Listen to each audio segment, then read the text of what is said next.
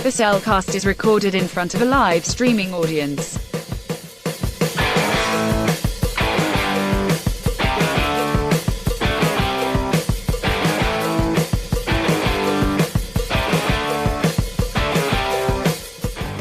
Hello and welcome to another episode of The Cellcast.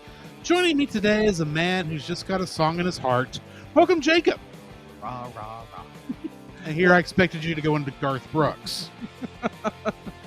Reverends and Race. Nice. You're welcome. Why, thank you. Let me introduce our co-host, a man who's just looking for a little bit of happiness and a side of trouble. Welcome, Drew. Well, you know, when you're a hungry person, You'll just you want something that's just a little bit sweet, but not too sweet. Maybe you don't go for the pink one. Yeah, that's true. Agreed. You eat Justin Timberlake. Anyway! Yeah, scary. Yeah, that's a scary thought. That is scary. Yeah, so Jacob, you are the one who's been doing a lot of fun stuff lately. How are you doing? Man, I'm doing fantastic. The week itself has gone pretty well. It's just like I told my girlfriend. Hi, Ashley. I told her it's more just keep your nose to the grindstone because it's more trying to get away from drama at work, that kind of stuff. Mhm. But this past weekend, my brother Jim, my girlfriend Ashley, and I drove to Dallas to go see Garth Brooks in concert. Right. And Arlington. Yeah, Arlington, Texas. And I know the DFW Metroplex is all kind of one giant city, but in there a are way, differences. There are differences. So we leave my hometown. We leave my hometown where we're recording now, and we're originally from Studio A. The Studio A and Studio B are in the same apartment complex, so I think you're agree. good. I agree, but so we leave for there. There again, I have been a huge Garth Brooks fan since I was a kid.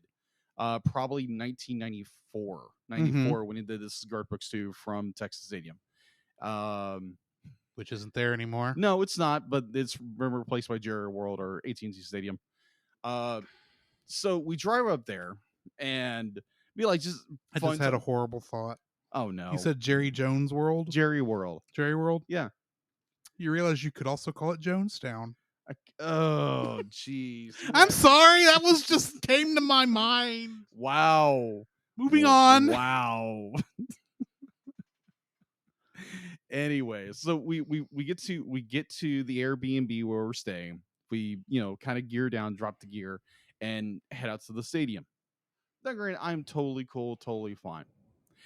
We get past security. We get, the tickets I paid for. Get them scanned. Walk in. There's this enormous advertisement for the Anthology Part 2, which is like the next 5 years. I think it's like 1990. That would have been 1996, 97 of Garth Brooks' career, and I'm just like every song in his career, pretty or just much the from 1996 to 2001. Okay, yeah. So, and so I see that, and I'm like, oh, okay, I finally made it. And this has been like a 30+ year journey to get here. So I don't want to go too long on this. So back in the early 90s, 1990 actually, my dad had tickets to the Top Texas Rodeo in Jacksonville, where we're from, and he had tickets for the concert. Garth was he was going to be there, but unfortunately and sadly, my dad broke his back at work, and so we couldn't go to the concert, which was like devastating. Right. He was like, wow, I've heard so much about this guy. And then I become a big fan in 1994, 95. So it took about 30+ years to finally get to a concert. So we walk into AT&T Stadium, huge, massive stadium. And I walk in there, and all you see on this big Jumbotron is the big G for Garth. And I'm like, oh my gosh, I'm here. So we spend 2 hours, almost 2 hours standing in line to get merch. Hint the shirt. Yes. And for those of you audio listeners, he is wearing a red Garth Brooks t-shirt. Yeah. World Tour shirt. It says Stadium Tour, but yes. Stadium Tour. That's what I'm going to say. Stadium Tour. Man, I wish it was the World Tour. That'd been awesome. But This is probably the same concert. but anyway. yeah, either or. Don't get me started because I know a lot about this stuff. I know you do, but still, moving on. So we get up to the nosebleed section where if you're ever at AT&T Stadium, be like, this is a massive stadium, but you get good seating anywhere you're at, including nosebleed section. Mm-hmm. So I get there, we finally get to sit down, and I just be like, I can't help myself. I just scream my bloody head off because I'm so excited. For the next about 2.5, 3 hours, I'm screaming and singing along to every song that's played, and I absolutely loved it. Because like everything people say that Garth Brooks is in concert is magnified by 100. Mm-hmm. And I thoroughly enjoyed that. We got done about midnight. Waited for the crowd to go down. We drove to the Airbnb, which took almost till 2:30 in the morning. Yeah, that was tiring. But to go 11 miles. Yeah, 11, 15 miles. Got there, got to bed, and we got up, made breakfast, went and did a few things around Arlington, and then drove back. And I was exhausted. Let's just say that. But it was a bucket list check. It was a dream come true. It was that God allowed all these amazing little things to happen in order for this to happen. And there was one thing that I was so conflicted with the entire time, that I'm in where I wanted to be when I was a kid. Yeah. And now I'm nearly 40. And I'm thinking, if I had the opportunity to go on a mission trip, and you had this, Garth Brooks at AT&T Stadium, I don't think I would be torn. I would be like, I want to go serve the Lord, so I want to go on a mission trip. So the idea of be like, would I go serve the Lord on a mission trip and miss a Garth Brooks concert? I think I would. I think honestly I would. There's something to be said about idol worship. No. Be like, I don't think you heard me right. Okay, did you say you would go to the Garth Brooks concert, or you missed the Garth Brooks concert? I would miss the Garth Brooks. That's better. That's a lot better. Yeah, I did mishear you. Yeah, okay. Yeah, like I think honestly, I would have missed the concert to go, serve the Lord. Okay, good. That's good. Yeah, like I was sitting there going, wait a minute, there's no way I heard him right. Yeah, that's why I brought that up. Yeah, so exactly. So it's like we're gonna have a heart to heart here. Yeah. This was secretly an intervention, secret to everyone here. Come to Jesus moment. Yes. But yeah, it was an amazing concert. I would highly recommend if you're like a country fan, or like if back when they actually made country music. Yeah, that's true. That could be debatable. That could be debated in some capacities. But it was just can't. They don't make country music anymore. They make twang pop. Moving on. Anyway. I have opinions. I'm aware you have opinions. And also where you have an appendix. Appendix. Right. Either or. Yeah, I enjoyed it. I think he's got one more leg of a tour in Houston, and then he's going to Ireland for like five concerts. And that's the end of the stadium tours. Okay then. But yeah, that was just absolutely amazing. I love that to death. That was so amazing. It's the kid in me, the teenager, the college student, the adult in me, that's like everything, all that dream came true, and it was just amazing. It'll be one of the best moments of my life. Besides being able to serve the Lord in some capacity, right? And meeting a girlfriend, of course, and having save you with Ashley. Yes, and like having a part of this podcast and getting to be like a good brother with Drew as a podcaster and a brother in Christ.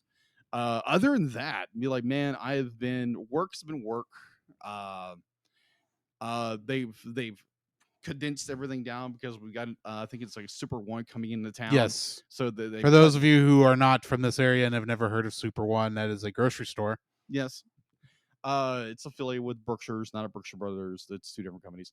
Berkshire's is also a grocery store that is probably the head grocery store of a series of chain of stores owned by Berkshire's Grocery Company. Yes. Not everyone lives in Texas. I'm aware of this. Brookshire Brothers was started by the same family, Yeah, but it was down the other side of it that didn't take the regular Brookshires. Actually, I don't remember which one was first.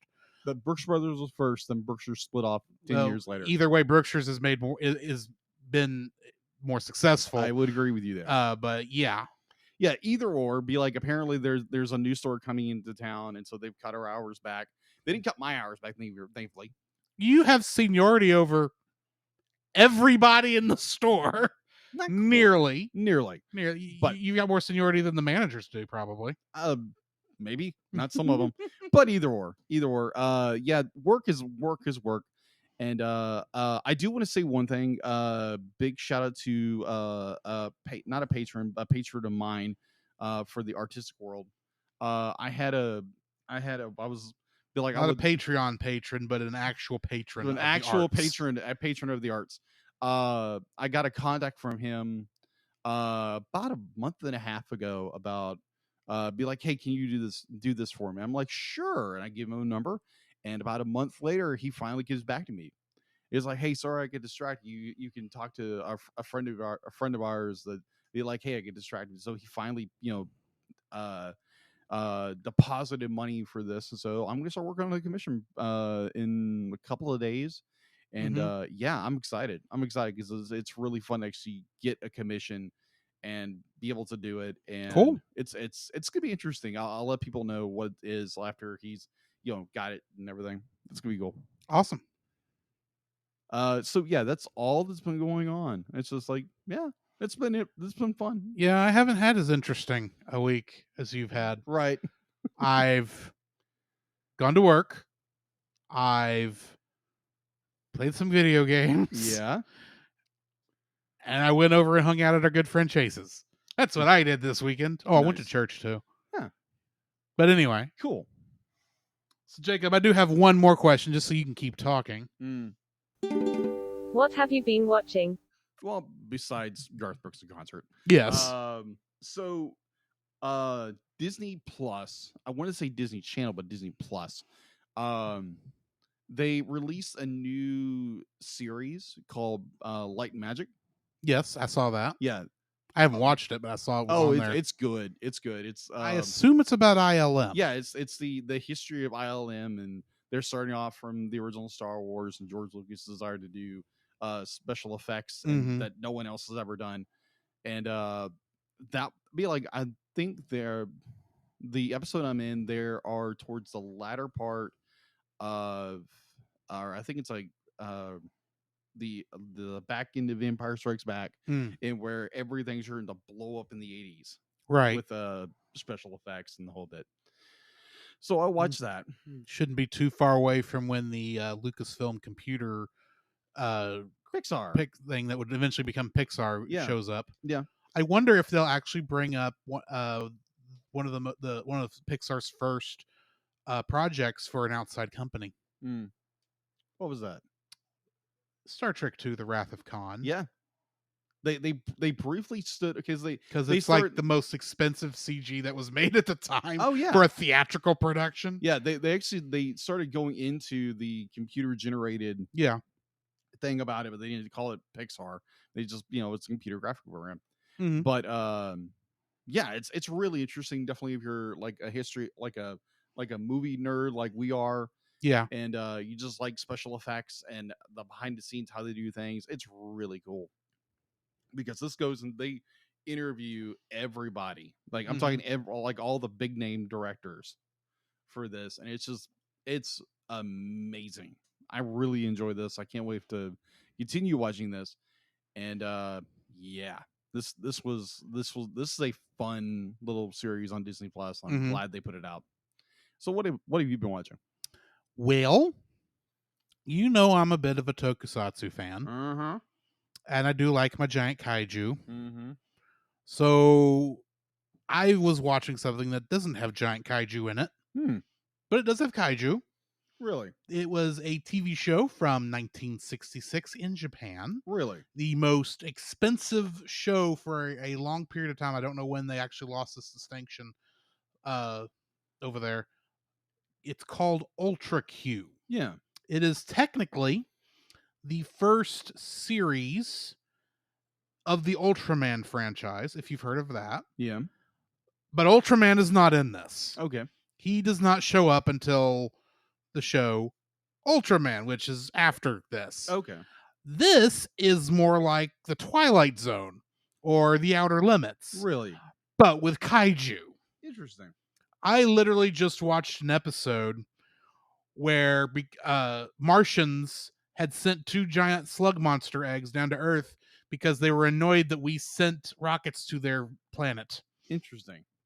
We never actually saw the Martians. We just saw the slug monsters. Oh, fun. So yeah, that was fun. Other parts is that some of the ways that they were able to cut a few corners, especially with the first couple episodes, Mhm. is that they reused some monsters from Toho, because Eiji Tsuburaya, the guy who did directed all of the special effects sequences Yeah. for like Gojira and Mothra, Rodan, King Kong versus Godzilla, Yeah. all that kind of stuff. Yeah.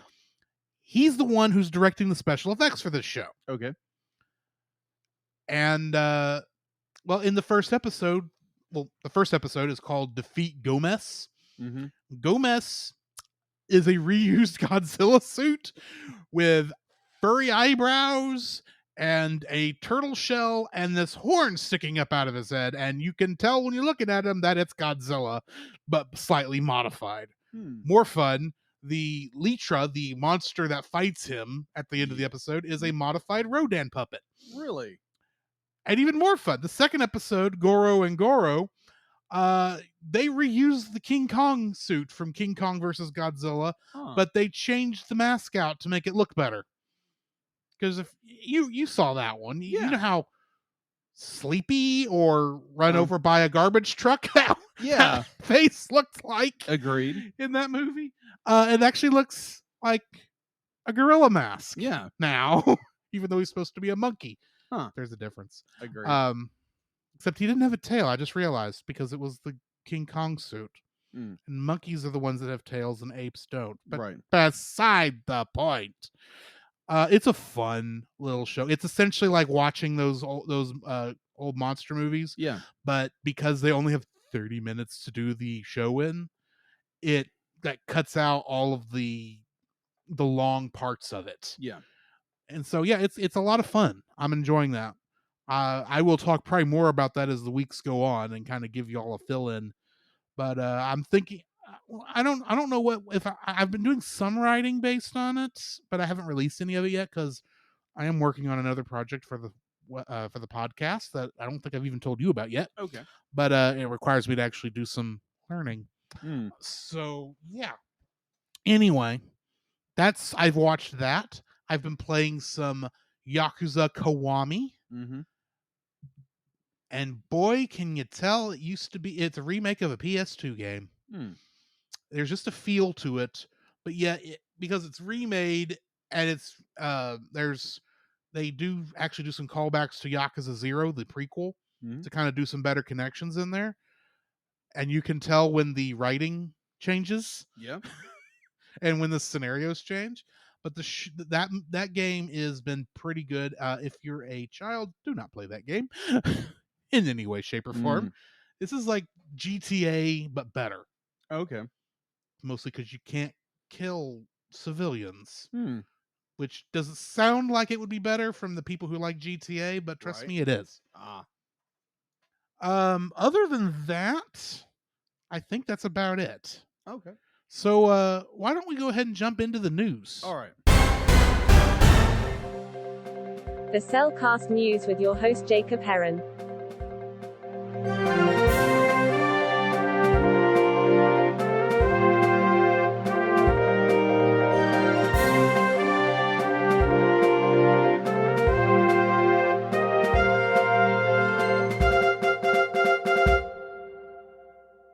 All right. Why? Thank you, D-Lit.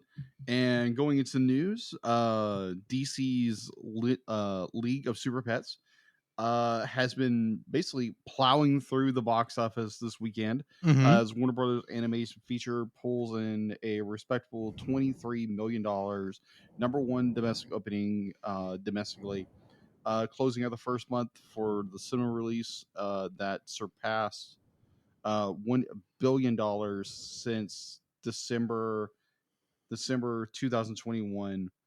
So yeah, I'd be like, cinema's doing very well right now. Let's just say that with like obviously the pandemic is still there, but it's not as shut downy as it was before. Right. So I want to get into a lot more the good news, because there's a lot of like sad news that came out recently. Mm-hmm. So so yeah, like you remember Gremlins, right? As in the ones that you're not supposed to feed after midnight? Exactly. Okay. Exactly. So this bit of news came out from Comic-Con 2022.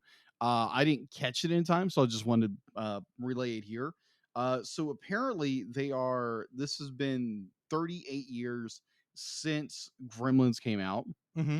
So apparently there's going to be a new HBO Max / Cartoon Network series called Gremlins: The Secret of Mogwai, and that'll be Mogwai. Sorry, Mogwai. Will be I want us to be hitting store shelves, but no, it'll be hitting your. You'll be able to watch it either on HBO Max or apparently Cartoon Network in 2023. And they're bringing back quite a bit of some of the original cast, like the original guy who did the voice for the young man who was Gizmo's owner. Yes.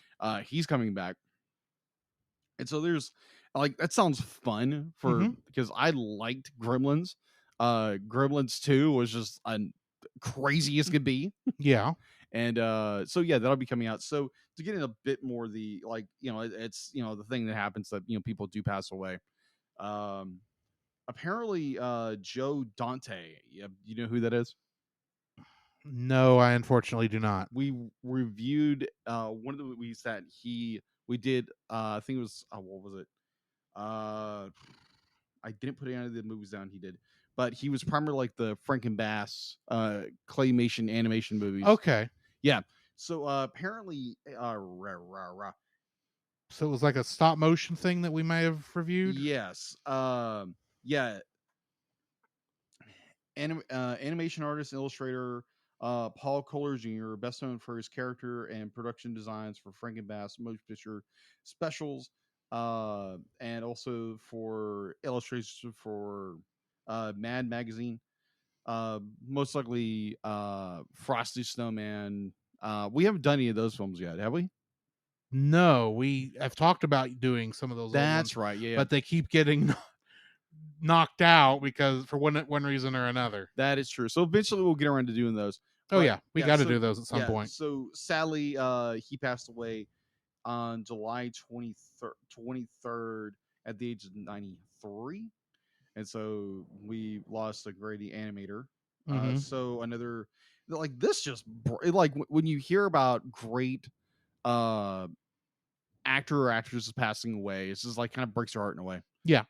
So Pat Carroll, the very well known, if you ever watched Little Mermaid, or Disney at all, Pat Carroll was the voice of Ursula from the Little Mermaid, and she went on to do a bunch of amazing things, and she was actually the voice of Old Lady Crowley in Rapunzel's Tangled Adventure. Yeah.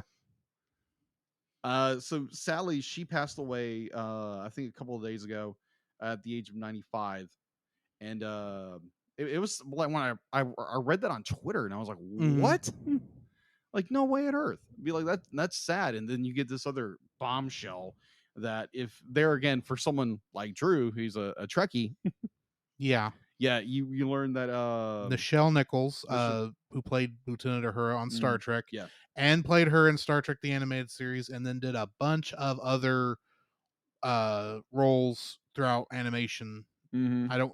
They were none of those roles stuck out to me, unfortunately. Yeah. Some of those they just to mention was Spider-Man the Animated Series, Batman the Animated Series, and Disney's Gargoyles, and of course Star Trek the Animated Series. Her roles didn't stand out to me that much. I think wasn't she Madam Web in Spider-Man?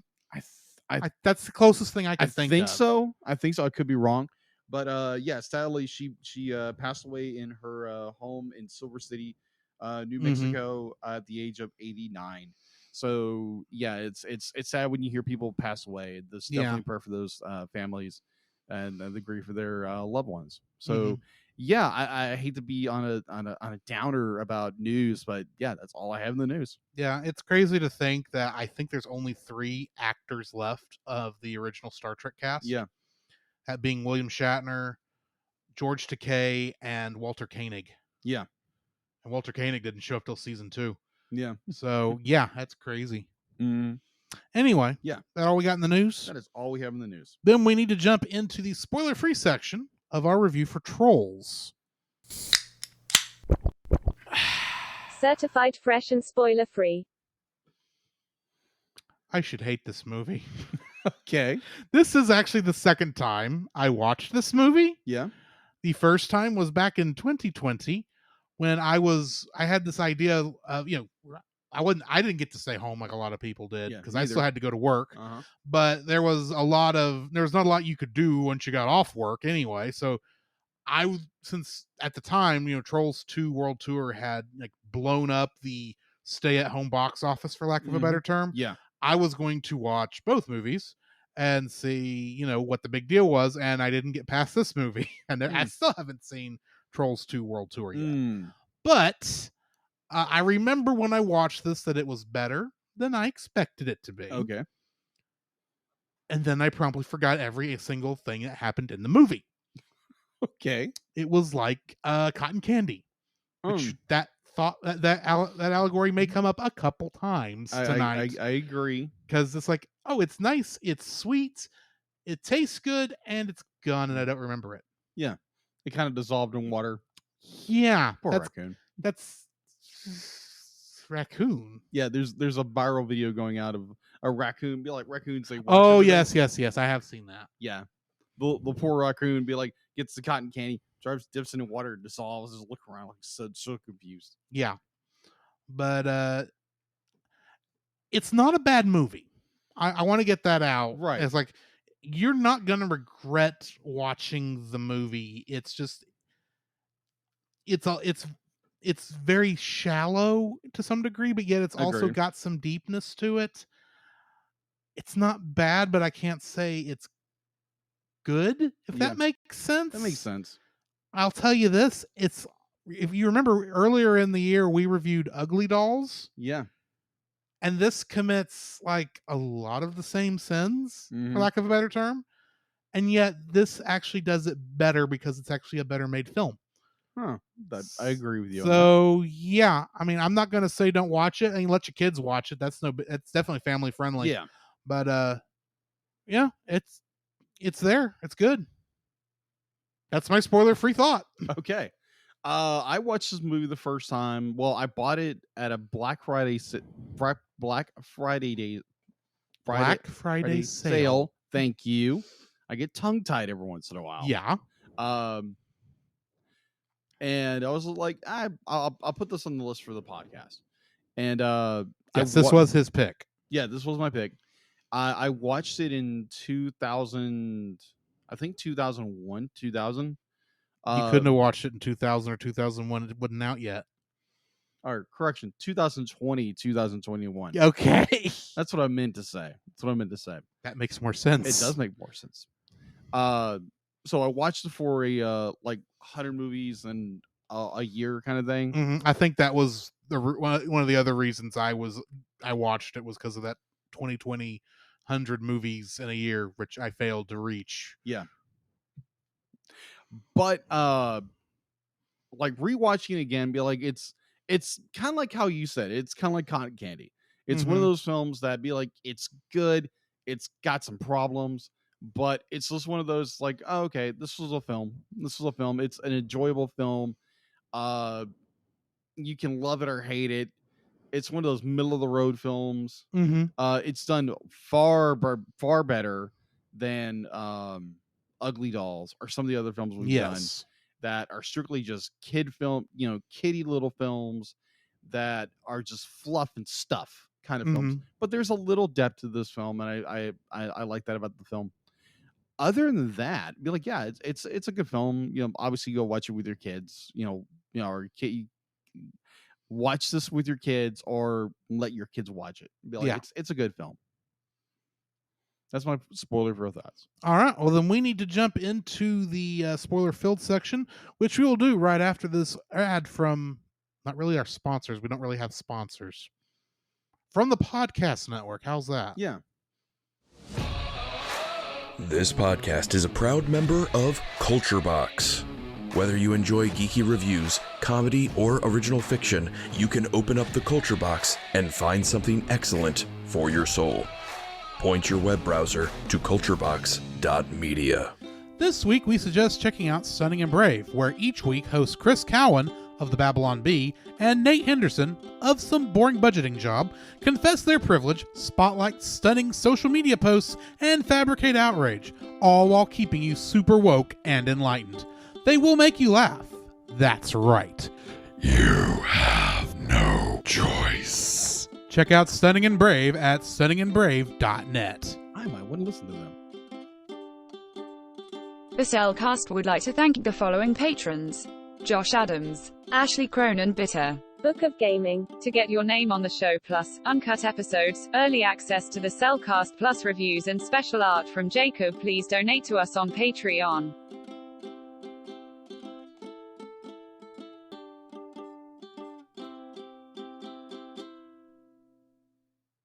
The following is a spoiler-filled review for the movie Trolls. Listener discretion is advised. Trolls was directed by Mike Mitchell, who directed the Lego Movie 2, the second part. Mm. And it was also directed by Walt Dorn, who directed Shrek Christmas Specials, Donkey Christmas Spectacular, and Shrek's Yule Log. Oh, okay. He was also the one that's directly connected to Trolls 2 World Tour. Oh, okay. I don't think when I was looking at it that Mike Mitchell directed that one, but I could be wrong. It was also written by Jonathan Abel, Glenn Berger, and Erica Rivenoja, and based on the Good Luck Trolls that were created by Thomas Dam. Yeah, back in the 50s, I think. Yes. Getting into the cast, we've got Anna Kendrick playing Poppy, and in the Twilight franchise, she played Jessica, Okay. one of the vampires. Oh, yeah, that's right. And from what I've seen on Actually the read internet, part of those books. this would have been like very earlier in her career, Mm-hmm. and apparently she's forgotten she was involved in those. Mm. So yeah, if I were her, I would wipe that from my memory too. Justin Timberlake was Branch, and in Yogi Bear he played Boo Boo. You know, the 3D Yogi Bear movie. Oh, yeah. He played Boo Boo. He was Boo Boo. Mm. He's actually a fairly good actor. Yes, but he hasn't done a lot of movies. No, he hasn't. Like most of his, it makes sense that most of his IMDb is going to be his music videos. Yeah. But like all but like 5 things are music videos. He's not done a lot of acting per se. No. One of those things is Trolls. The other one is Trolls 2, and then Yogi Bear. And I don't remember what the other 2 were. It's crazy. Yeah. Zoe Deschanel Mm.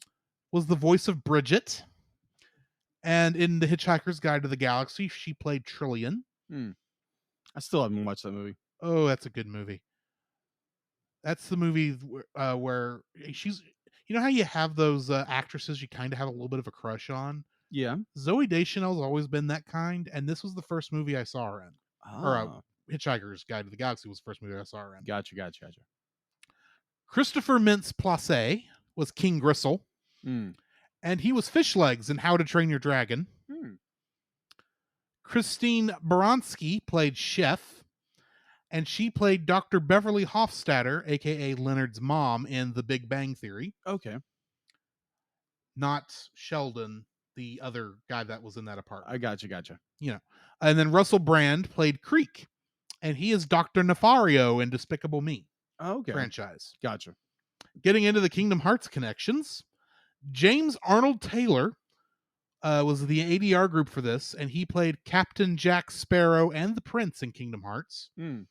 But I mostly know him from another video game that technically there's a character that's in both, but he doesn't voice the kid version of that character he's most well known for.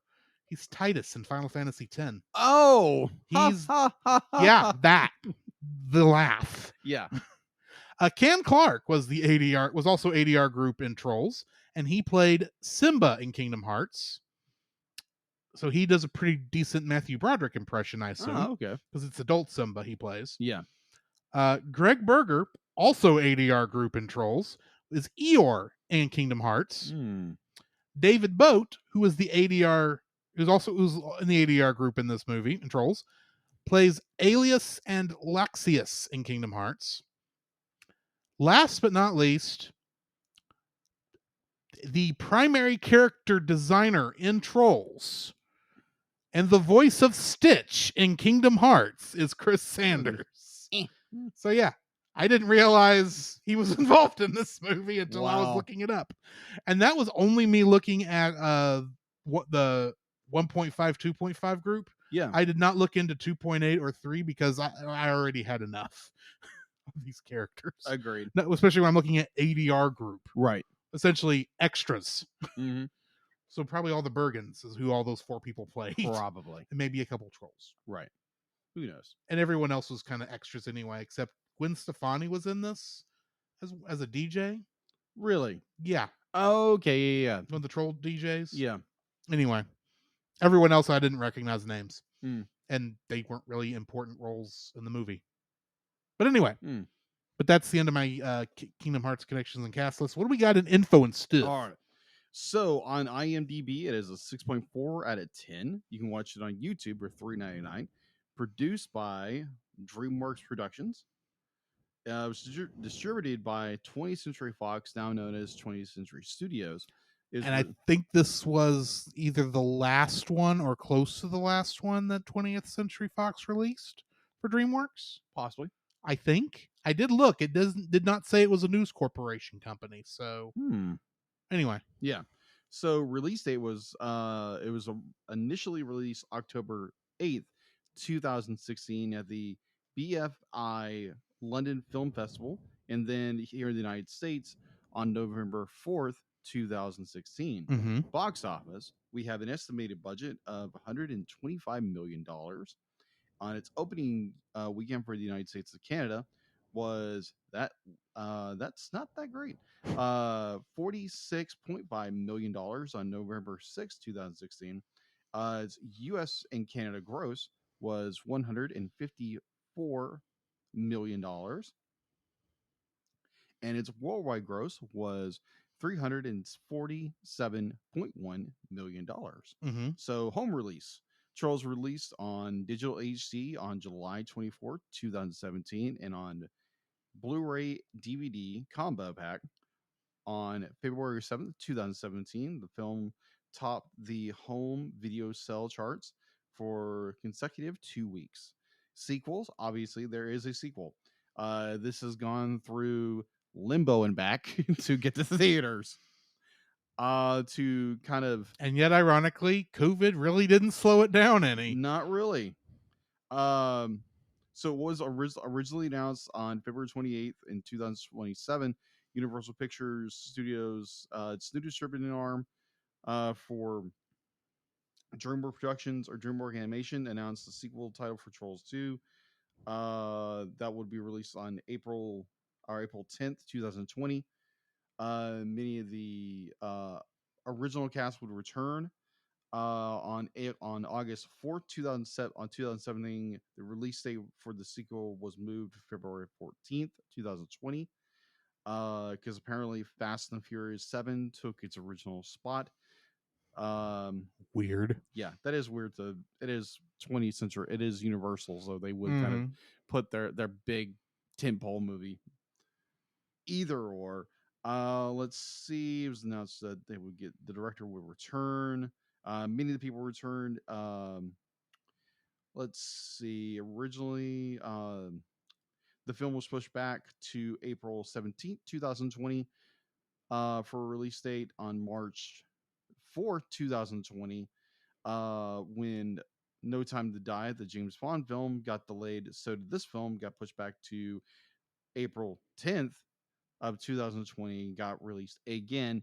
Also, it was released almost a home release digitally, where it made banks of money. Then it got re-released in the theaters, which that was interesting.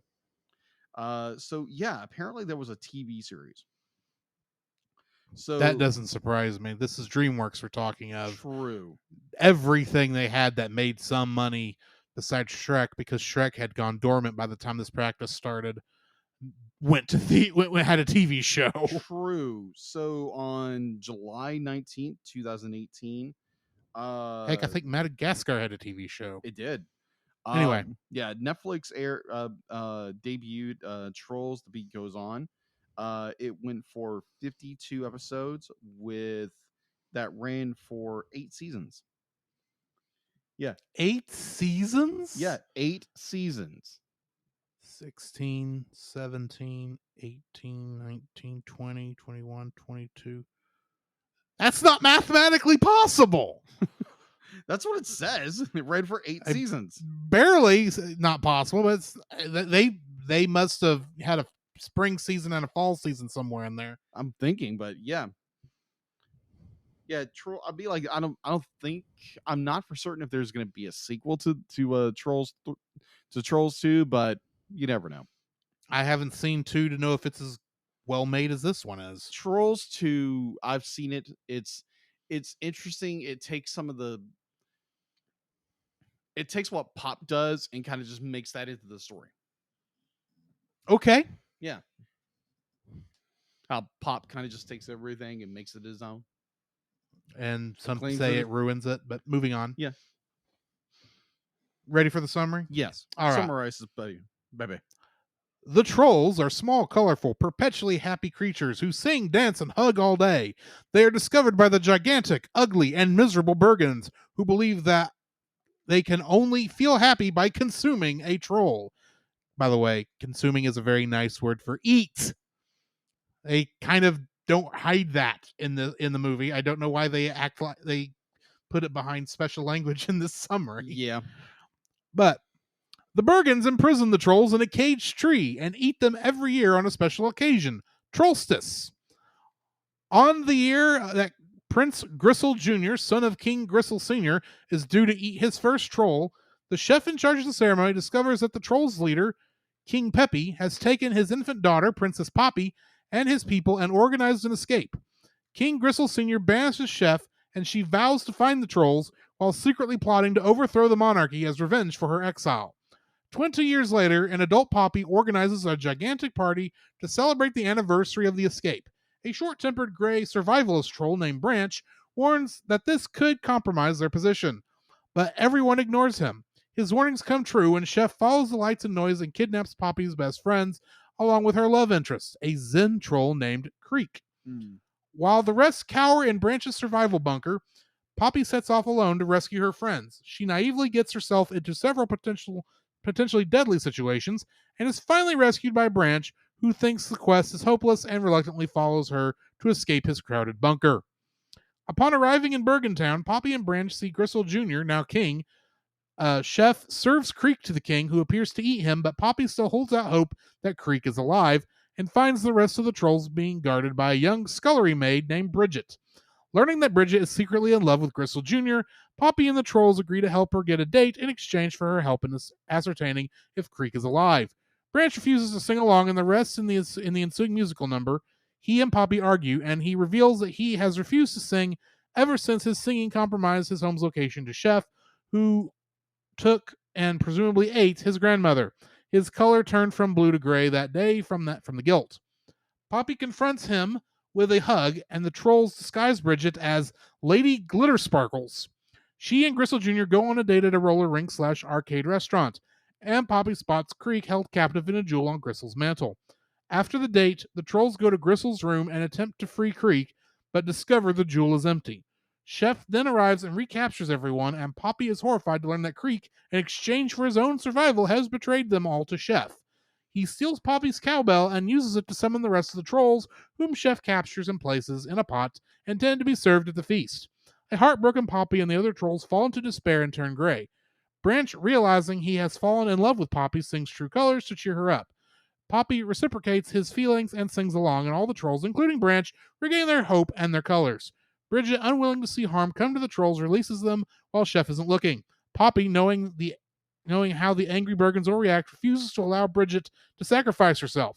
The trolls return and explain to the Bergens that Bridget is Lady Glittersparkles and that she and Gristle are already happy being in love with each other. The trolls show the Bergens they too can find happiness inside themselves, bringing light and color and joy to Bergentown. The vengeful Chef refuses to accept the peace, and she and Creek are put on a flaming serving cart and sent rolling out of Bergentown into the woods, where they are eaten by a hill monster. Poppy is made queen of the trolls, and she and Branch share a friendly hug. Getting into the trivia. Christine Baranski recorded a song, Bringing Happy Back, to come just after Chef proclaims, "I am that he," saying that he's the person who controls the trolls, controls the Bergen. And she said, that's why she said that. It was decided that it made Chef a too sympathetic character, and it seems like she genuinely wants to restore happiness to Bergentown. So it was cut. It can be heard on the Blu-ray extras with storyboard drawings. When Princess Poppy is dancing in the large basket costume and gloves, it's a hat tip to the Bring It On Down characters Justin Timberlake portrayed on Saturday Night Live in 1975. 1975? That's when Saturday Night Live started. Yes. About to say. Timberlake wasn't born then. IMDb needs to rephrase how this is worded. Okay. The original Troll doll was created by Thomas Dam from Joel in Denmark in 1958. The first ones were filled with wooden shavings. Many styles and sizes were made, and even animals from donkeys, elephants, giraffes, horses, lions, and monkeys. There is even a story about why they are different sizes. So I do want to make a very quick side point on that. Okay. So when me and my girlfriend were in a Mount Pleasant, it's a town it's about 2 hours from here. You found some troll dolls. We found some troll turtles. Troll turtles? Yeah, like Teenage Mutant Ninja Turtles as trolls. I was this close to buying one. That's just disturbing. It was disturbing, but it was kind of cute in a way. All right. When Poppy and Branch first enter the Bergen Castle, they briefly pass by a painting that parodies the famous Norman Rockwell painting Freedom from Want, which shows a family around the table for Thanksgiving dinner. In this version, though, it depicts Bergens around the table for a Trollstice feast. This is DreamWorks Animation's first musical film since The Road to El Dorado in 2000. At the beginning of the movie, a remix of the classical piece In the Hall of the Mountain King by Edvard Grieg is playing, while the camera travels through the hall of the Bergen King's castle, which is on top of a mountain. Bergen is also the name of Grieg's hometown, one of the larger cities in Norway. Moreover, the city name Bergen is related to the word berg, which simply means mountain, in several Germanic languages, including German, Dutch, Swedish, and Norwegian. The disco ball seen at the roller rink where Bridget and King Gristle go on their date is the same fake one used by the ogres in Shrek Forever After in 2010 to infiltrate Rumpelstiltskin's party. Wow. And that brings me to the end of the trivia. Yeah. Oh, Jacob, what are your thoughts on this movie? Your likes? My first like would actually be the opening of how they explain the history of the bog. I want to say Boggins, but they're not called Bergens. Bergens. I was close to Bergens and the trolls, and just how they explain that. It's just like I love it when they do that kind of. They give you a history and they give you kind of a rundown of what has happened before and then like in-depth story about this kind of stuff. I love that kind of stuff, and it's kind of those like Lord of the Rings. 10,000 years ago we did this, and 10,000 years ago we did that. But there again, I haven't read Lord of the Rings yet. I haven't read it yet. I don't know the exact time frame, but I don't think it was 10,000 years. But I'm not going to question you. But that's one of those books I actually want to read with an audio accompaniment. It's going to take you a while. Yeah, fair warning. Yeah. Tolkien likes to describe like every knot on the tree. That's what I heard. That's what I heard. But the kind of this, grand fantasy kind of storytelling, Yeah. that, kind of gets you into the mood of the story. And that's what I liked about the beginning of this film. It's like, wow, this is really good. Mm-hmm. And then I have issues later. But the opening of this, before we get into the all the song and dance stuff, Oh, trust me, that's coming up. yes, I really enjoyed that part where it was more the Bergens would be like, "Oh, we can't be happy if we don't have a troll." It's like, uh, okay, interesting. But yeah, I definitely exceedingly enjoy the opening Mhm. montage and how they used puppetry and It's not puppetry; it's all 3D animation. well, 3D animation, but it is made to look like puppets. It does kind of make it look like puppets and be like it's done very well, and I thought it was very, very enjoyable. Yeah, it's my first like. My first like for this is the fact that you can tell that a lot of people were very passionate for this project as they were making it. Yeah. So many times when you see some of these kind of movies that are toy tie-ins, even though by this point I think the Trolls brand had kind of died off to the point where DreamWorks could buy it to make this film, because Trolls is now the intellectual property for Trolls is now owned by DreamWorks. If you didn't know that, you can just tell that they had a lot from the writing to the music choices. So many of these jukebox musical movies, which I'll talk more about that later, they feel like they're being made to make a quick buck. Agreed. This one, while I'm sure that may have been the thought process maybe higher up in the corporate bureaucracy, this really feels like they got a bunch of people who were really passionate about this story and actually put in a lot of blood, sweat, and tears into making this work. I mean, from the writing to like the music choice to the acting, it's all like spot on, for lack of a better term. It's a lot of it seems like if this wasn't Trolls, I would actually think, okay, yeah, it's a DreamWorks movie. If you want to get right down to it, because DreamWorks does have this ability to, I'm not going to say spin gold from straw, but because they have had some clunkers over the years. Agreed. But this is not one of them. This is almost this is almost DreamWorks at its finest. There's a reason why DreamWorks is on par with Pixar in general. They just don't have the critical clout that Pixar has. Agreed. But yeah, you can just tell there was passion and love actually put into this movie.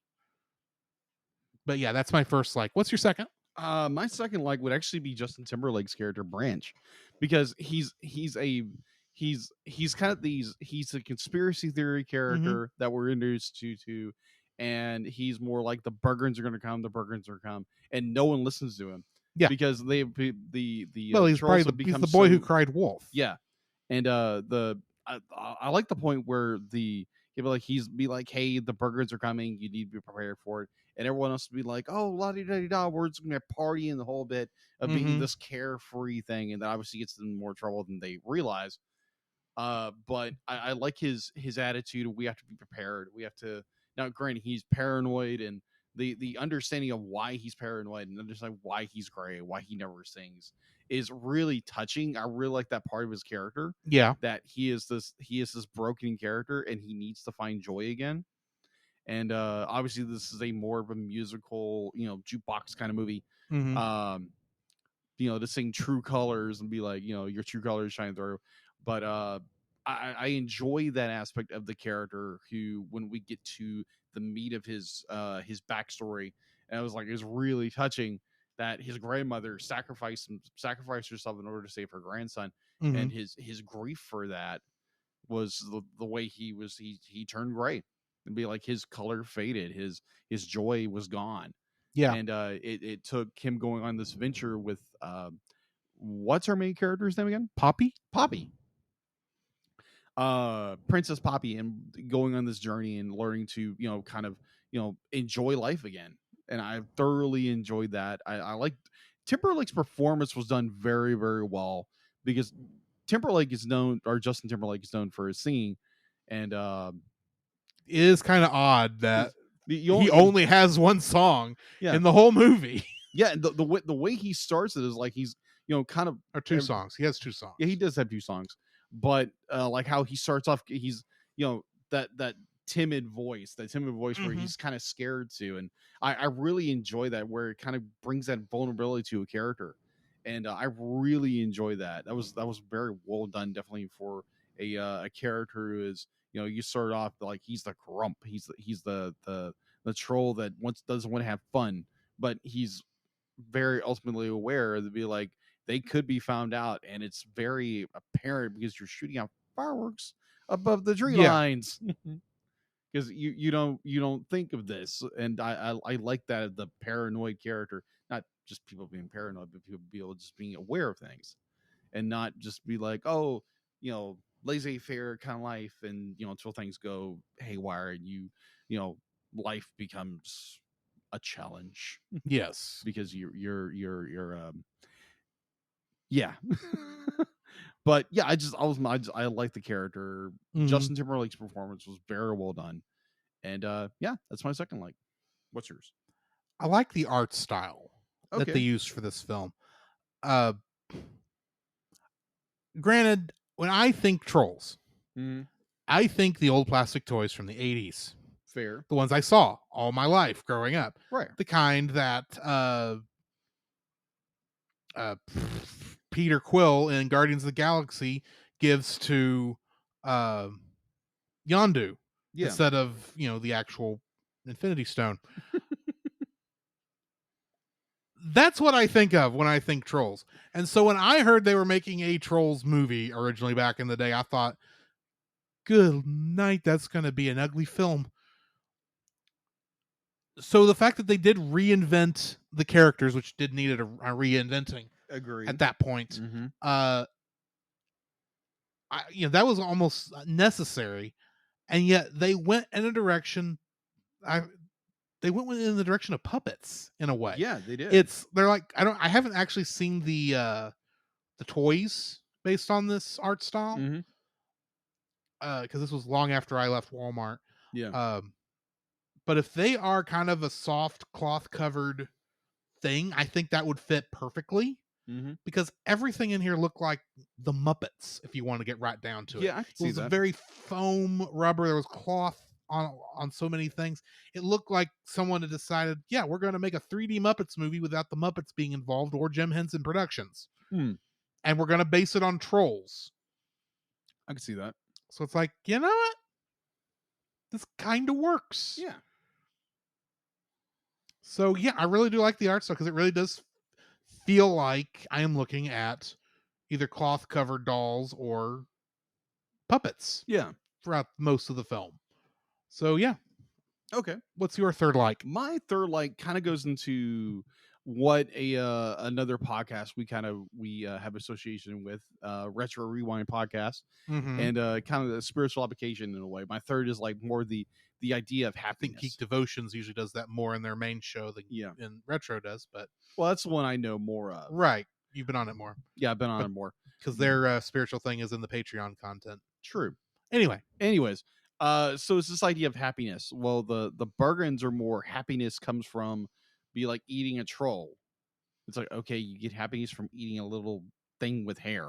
So you're gonna get hair stuck everywhere. My feeling on that is, just from a logistical standpoint, the Uh-huh. reason they feel happiness from eating the troll is that obviously the trolls there is magic involved in this universe. Yes, of course. And I get the feeling the trolls themselves are kind of distilled happiness, Yeah, in a way. So right. It's like eating, I don't know, like a sugary dessert. Yeah, for them in a Yeah, way, it's, because fair, that magic fair. is the happiness magic is then that the troll felt is now flowing into them. Yeah. I don't know. It kind of reminded me of drugs, if we're going to be honest. Fair enough. But anyway, Yeah, it was this idea. Be like, you eat a troll and you instantly find happiness. yes. And if you don't eat a troll, you'll never be happy. And the trolls are more like they are like almost karmically just in pure happiness all the time, where it's they're live like this utopia. They live in a like everyone sings kumbaya. There's hugs every hour or half hour or something like that. And obviously, No. It's every hour because they said if it's every half hour, there wouldn't be time for singing and crafts. Yeah, that is true. I do remember that part. Oh, okay, you do remember that part. Look, okay, that logically this makes sense. It does. It does. Be like you have to make time for those things that you also want to do. Right. But it's just like this. Like I like the idea of where it's like, you know, where you find happiness. Where the idea of like this utopia. There's such thing as a utopia. Like the idea that humanity is gonna be gonna, you know, somehow get along with each other. We're not gonna have any problems. It's laughable to me. Yes. If you are a follower of Christ and you know Scripture and you know the world is tainted, you know sin is just gonna wreck everything in 2 seconds. Mhm. But I started to think about happiness. And happiness is, where do we find happiness? Where do we find joy in our lives? Can I pop in here? Yeah, sure. Because I want to make something clear. Yeah, Happiness is an emotion. yeah, it It's is. fleeting. Yeah, it is very fleeting. Joy is a different matter. Yeah, agreed. Because joy is something you feel. You can feel joy even when you're broken and sad. Yeah, agreed. Joy, and the only place joy comes from, just because I'm just going to go ahead and spout this out there. This is probably the point you were about to make, and I apologize ahead of time. Go ahead. Joy comes from God, and that's the only place you can get it from. That's true. Yeah, so the happiness that the Bergens are wanting is going to be fleeting anyway, even if they're not eating the trolls. That is so true. It'd be like, it's, you know, even to the point where in the movie it's talking about, be like, oh, you already have joy in yourself. It's like, well, there's a like happiness is fleeting. Be like, you can be happy for a moment, and then it'll fade away. Be like, joy is much longer lasting kind of, you know, sense of joy. And the joy is almost contentment. Yeah, you're kind of content in life. But the verse that popped in my head is actually Romans 15:13. Now may the God of hope fill you with all joy and peace in believing, that you may bound in hope by the power of the Holy Spirit.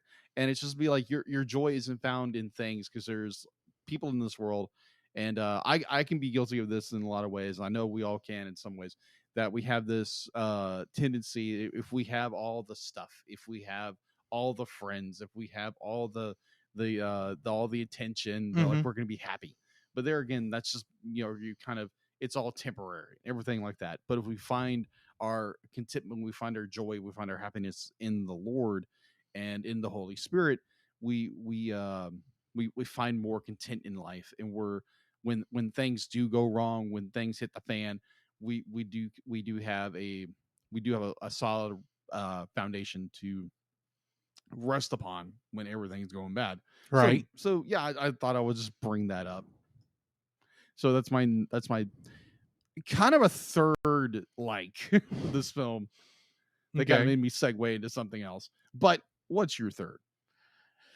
This movie got a shot of happy juice. Okay. And I'm going to explain. Okay. I have no idea how much this comes across on the podcast, but I am a lot like Branch. Okay.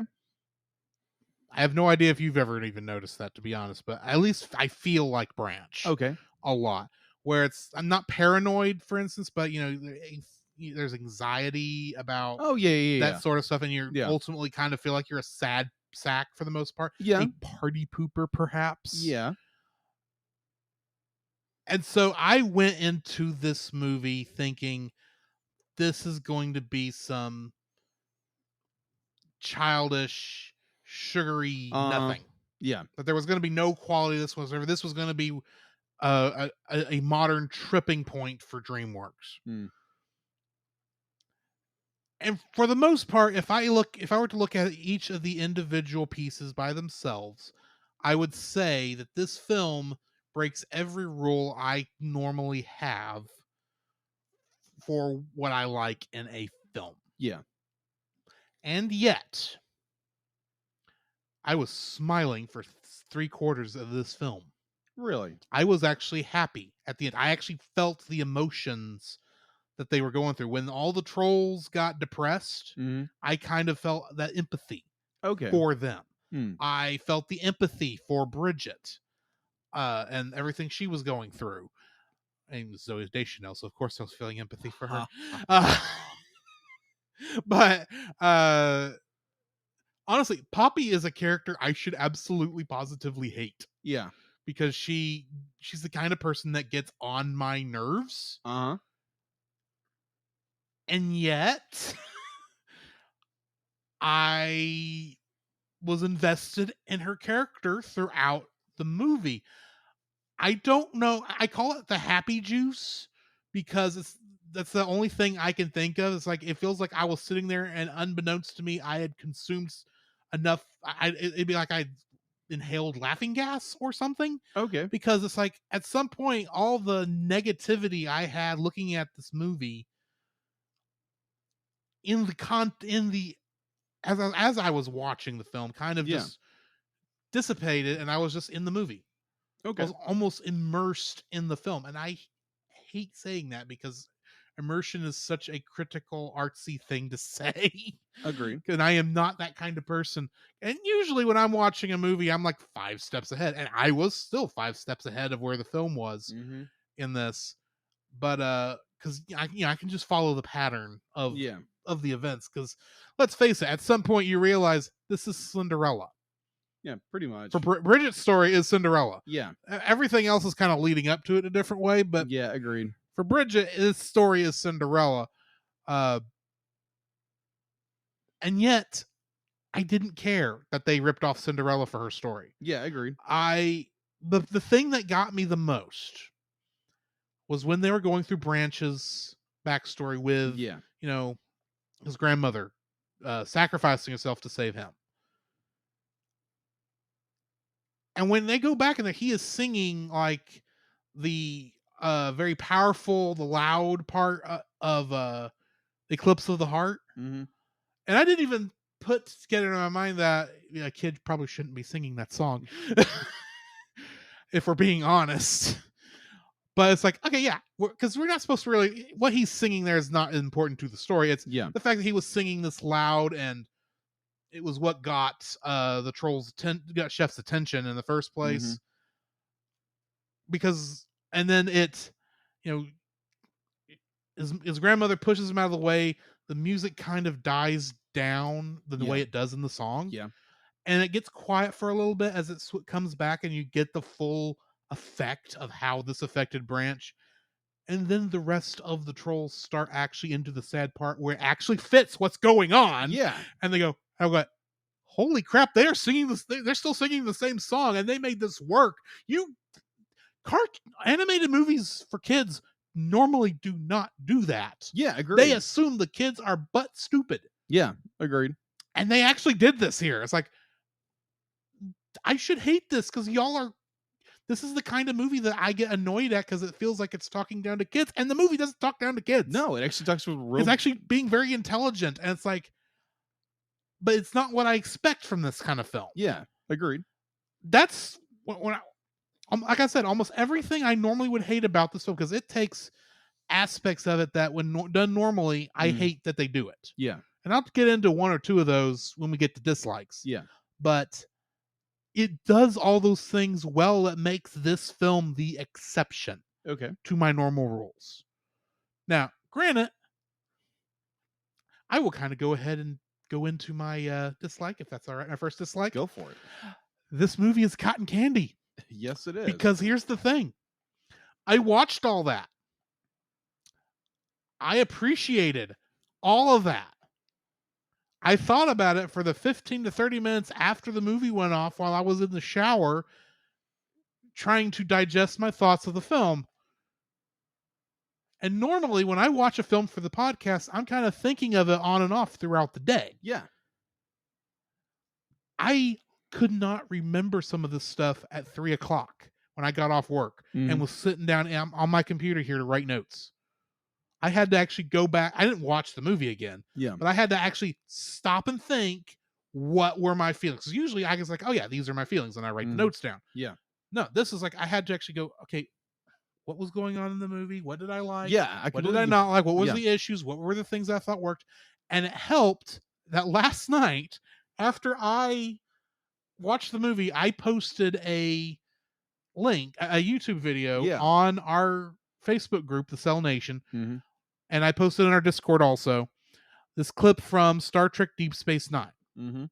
That kind of was my general thoughts on it. And I called it, this clip, I said was a possible allegorical teaser Mhm. for our discussion tonight. Yeah.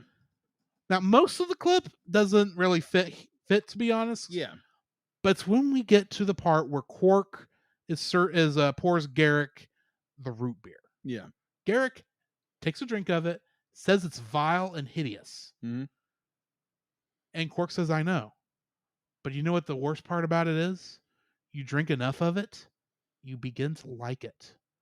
And Garrick says, it's almost insidious. And I thought, that is what this is. Hmm. The first couple minutes of this, yeah, I was not, I was already starting to check out at the beginning because Yeah. it was very hippie, sugar filled, fill your teeth rot while you're watching the thing Mhm. sort of a deal. Agreed.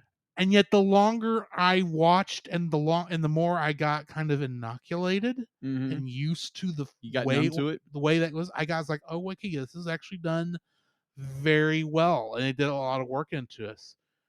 Wow, that is insidious. In a weird way, my dislike is it's too good for what it is. Oh, okay. What's your first dislike? My first dislike is it's not going in your same direction. It's more like Poppy herself. Mm-hmm. Poppy is this. She is a little annoying. She is very annoying, but her wandering Poppy, and she's like, oh, I'm gonna go rescue my friends. She has no idea what she's doing. She's literally running into everything blindfolded, Mm-hmm. and it's it's like every step she takes, it's more be like she's gonna fall on her face at any second, but there's always something that's gonna make sure she gets to this point and this point. It's nothing of what she does or anything. It's what everybody else around her does to help her get to her journey. And it's not her character growing in any fashion or form. It's this character who just kind of goes into this journey and just like she just stumbles into everything, and there's no real be like she thinks about things or be like it's more Branch who kind of just like rallies everything and that kind of stuff. That's why I like Branch so much as a character. Mm-hmm. And Princess Poppy just kind of just goes into it, doesn't think about it, everything just works the plan to an extent. The only thing that is really because she's like, oh, we can get them to do this and get them this ultimate um ultimate positivity about everything. Mm-hmm. And there again, there is room for that. I agree with that. I'm not trying to be the downer on everything, but I'm not. You're not trying to be the party pooper. Yeah, I'm not trying to be the party pooper here, but it's just she is annoying. She is very annoying, and she is a wonder. She is a wandering character who just stumbles into everything, and everything just works for her. Mm-hmm. So there's no real be like you don't feel like she really gains anything as a character. It's just be like everything just kind of goes flop in her hand, Mm-hmm. and it's just there again, like you said before, it's like there's a lot of this movie. It's like what exactly happened again? Yeah. Like it's Cotton Candy. This is a Cotton Candy movie.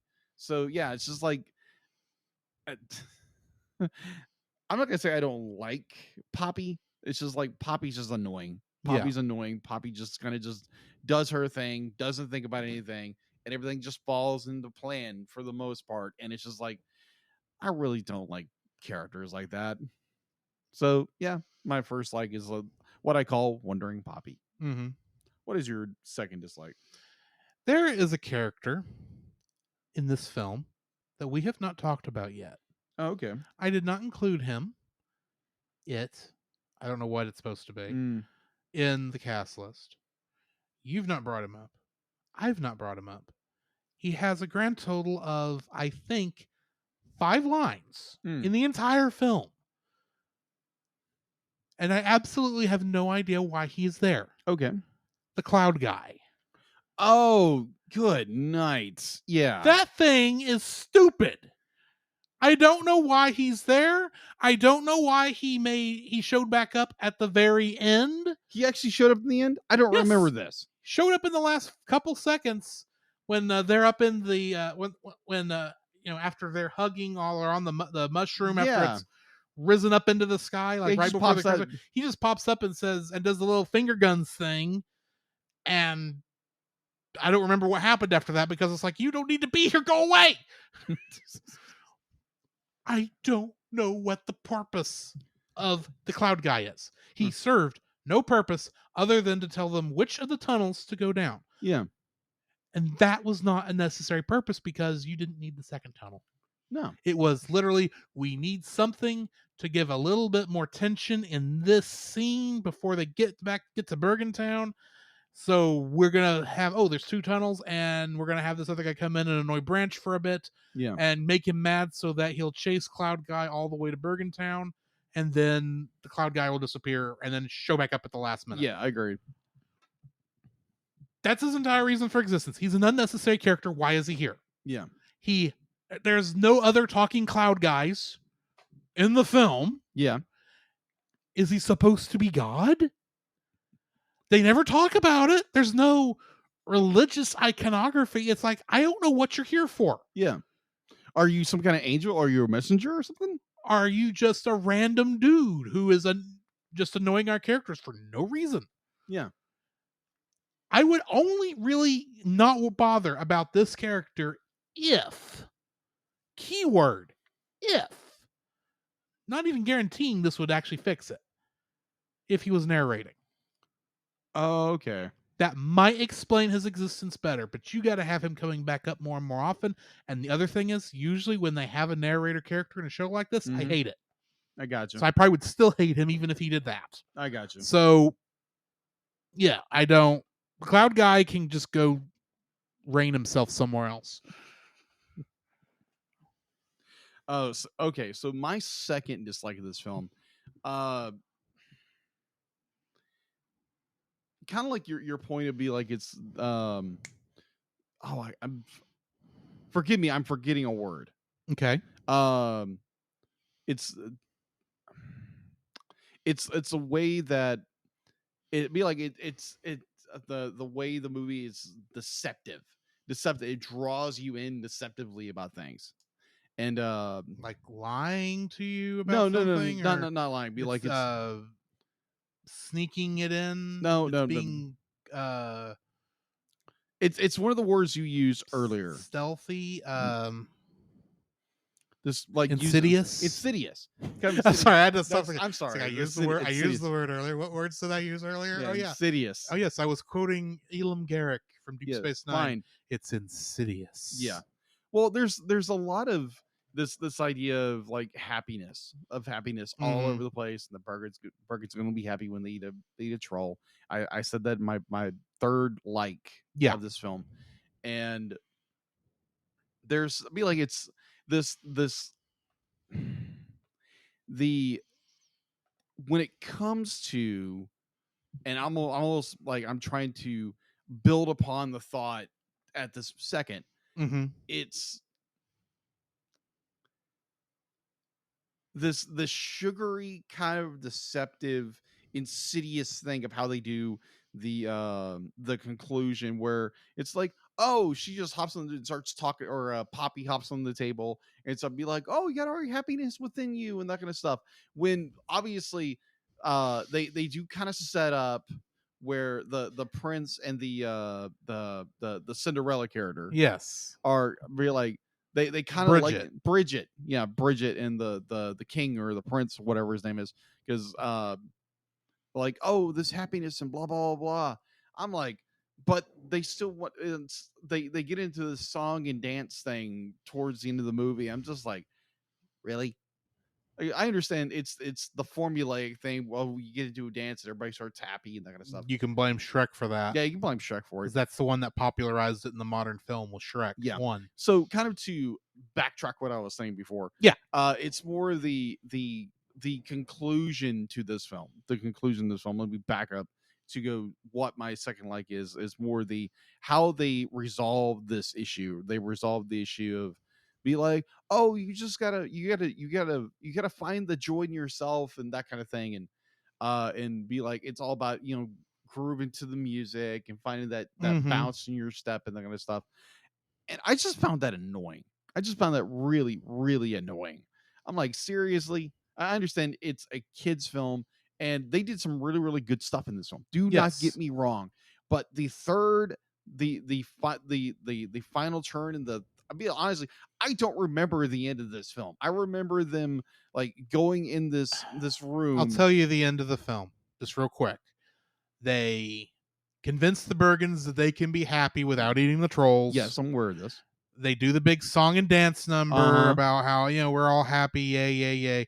The king puts the crown on Poppy's head to give the idea that she's earned her queenship, even though technically I don't think, unless it's in the middle of a song, it doesn't matter. Yeah.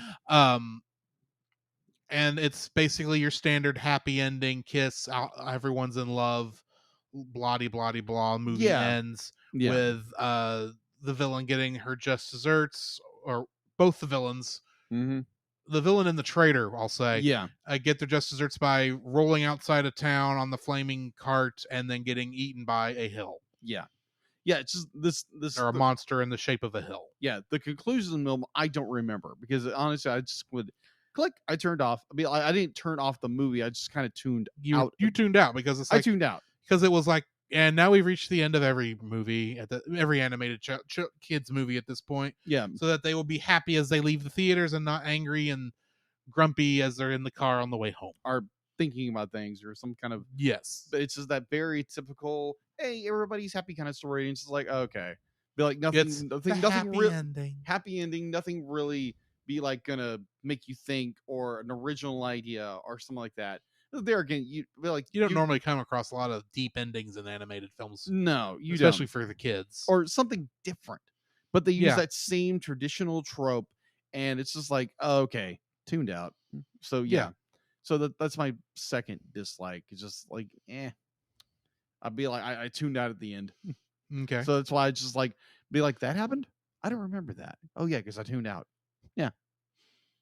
That was a long way to get to a second dislike. Yes. So what is your third dislike? This is a jukebox musical. Agreed. I hate jukebox musicals, and I'll tell you why. Because for those who don't know what I'm talking about, there are two kinds of musicals. There's the one where they write every song for the musical. Yeah.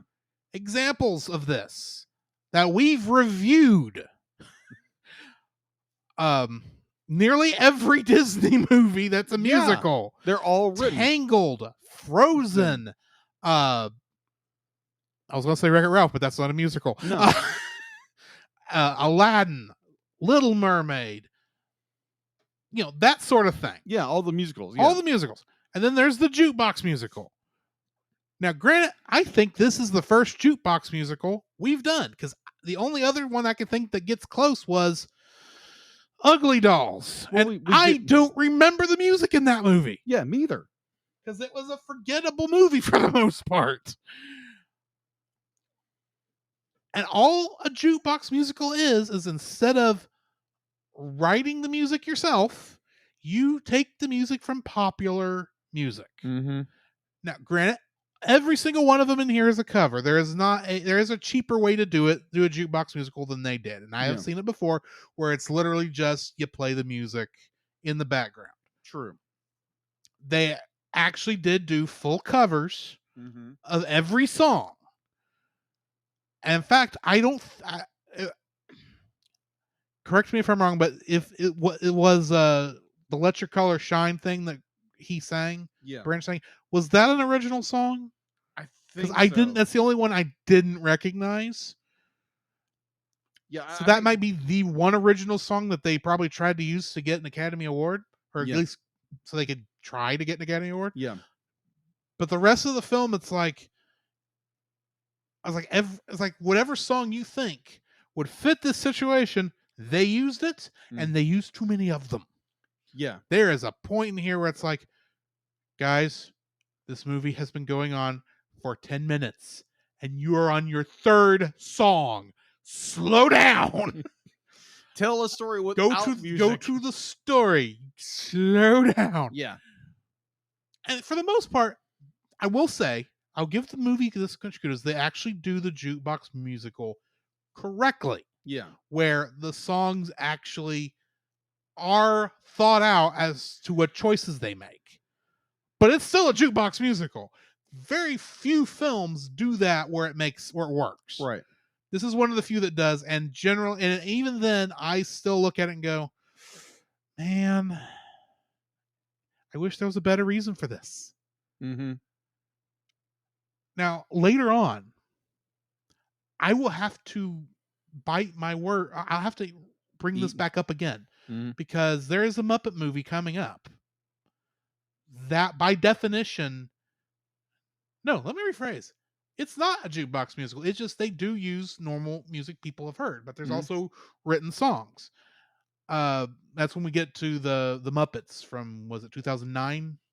The first of the actual Walt Disney fully owned Muppets movies.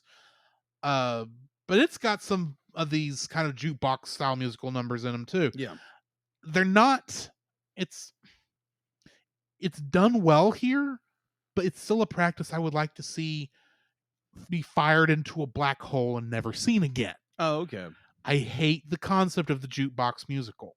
Yeah. The only time I will accept it in normal circumstances is if the musical is literally based on like the works of a certain band. Like I'm not a fan of the musical itself, but Mamma Mia being based on the works of ABBA. Mm-hmm. That makes sense because obviously they chose the music and then wrote a story to go with the music. Mm-hmm. This, they wrote the story and then put the music in, and while it works, it's just like you could have done. Imagine how much better this would be if I didn't know all the songs going into it. Imagine how much better this would be is if most of the songs Justin Timberlake is a songwriter. Yeah. If he had wrote all the songs for this, yeah, it would probably been more expensive and it would have been more work for him, but it would have been a better movie overall. Okay. I think. Anyway, yes. I don't like that it's a jukebox musical. What is your third dislike? I'm gonna slide in right where you're at. Was the music itself? I feel like the music is well done. I Mhm. feel like it fits the mood, it fits the atmosphere, what they're doing. I miss the old, not the olden days, because there again, I'm nearly 40. And Yeah. the movies that I think of is the late 80s. Well, into we the grew 90s. up in the Disney Renaissance, so That is true. I mean, we got lucky. We're spoiled, Yeah, to be agreed. honest. So to go back to the idea of actually writing music, like heck, you go back to the 1950s and 50s, 60s, Yeah. doing original music. Well, and the thing is, this is DreamWorks. Yeah. They have done two other musicals, one of which we've actually reviewed on the show. Yeah. That were done very well with Yeah. original music. Because as much as I have troubles with The Prince of Egypt as a story because of the fact that they get some of the Christian stuff wrong in it, Yeah, agreed. all the music in that is well done. Yeah, agreed. And that's DreamWorks. Yeah. This was the film that they thought that the people that they were setting up to make people want to work on, and when they punished them, they put him on Shrek. Which is still funny to me because they were both good movies. Yeah, agreed. Both big movies. It's just it was Shrek that won the Academy Award. True. But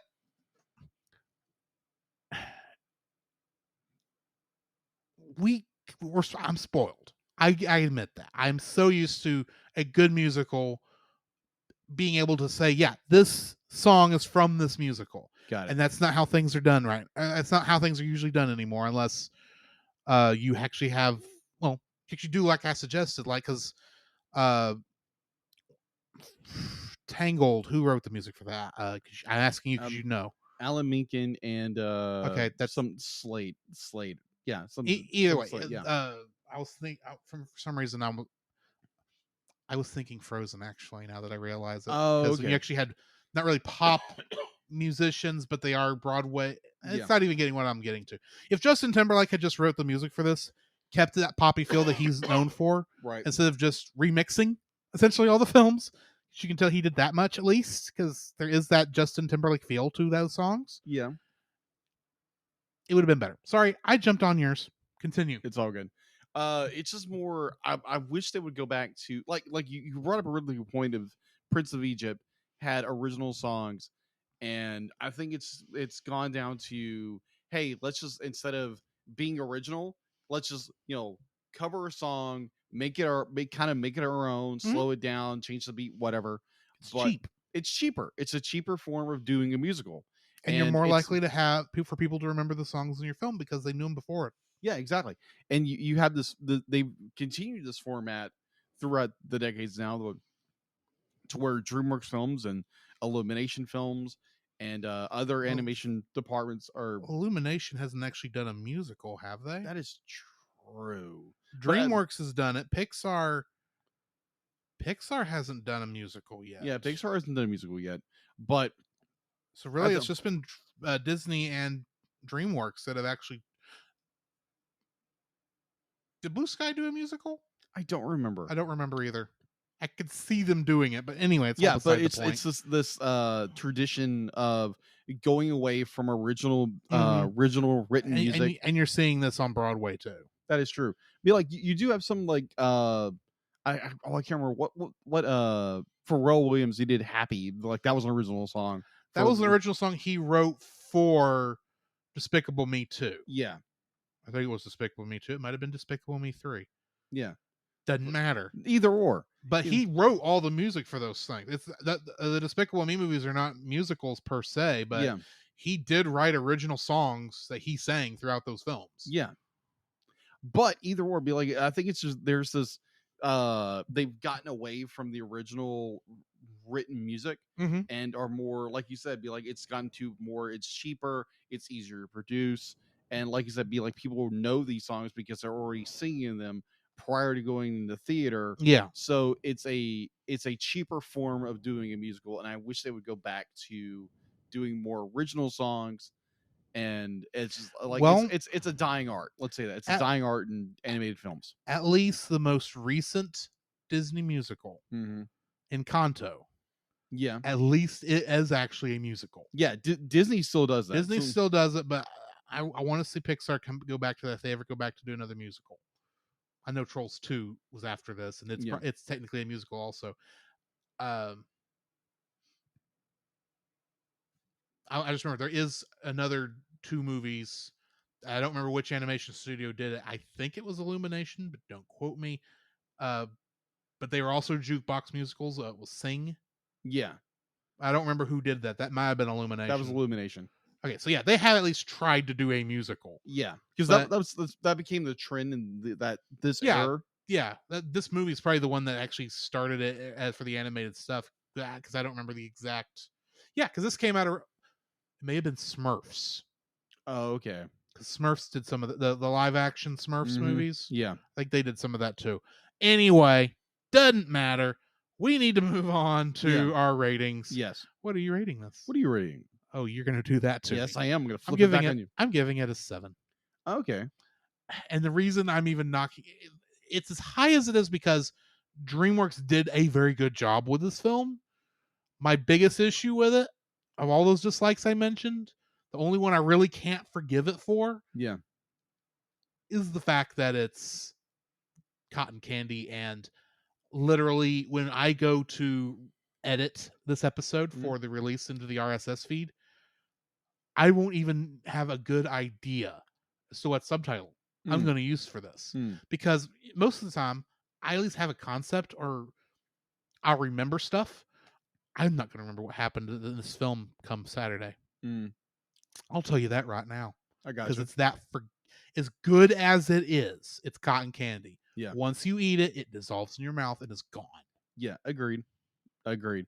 I would be like going into that. I'll give it a 7 because originally I was gonna give it a 6, Mhm. but through the conversation and just the dialogue, Yeah.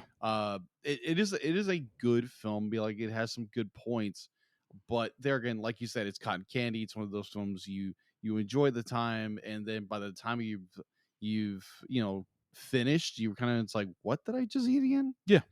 And it's kind of for It's forgettable made film. for consuming. It tastes good. Yeah, It has no substance. true.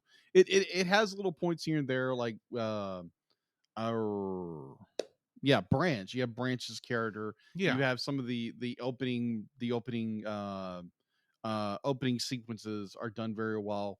It's just more like a forgettable film, but it's one of those films like, oh, this was a good film, but do I remember this film? Not really. Yeah.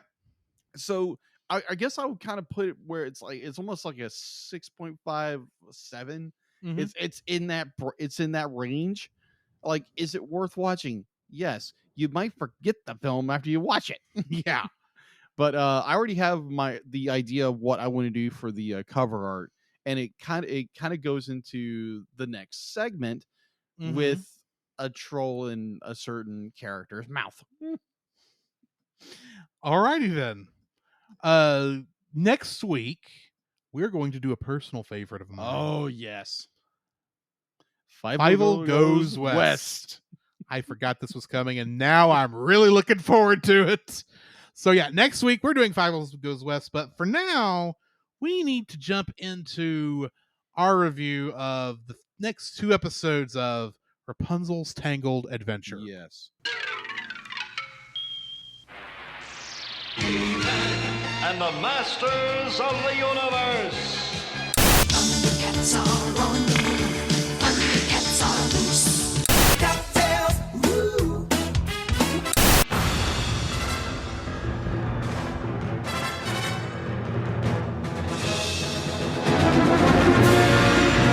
Dog wings up. Let's get dangerous.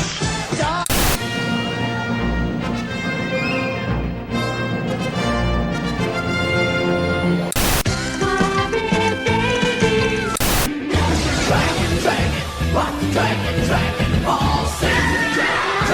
Dragon, box, dragon, come get me. With the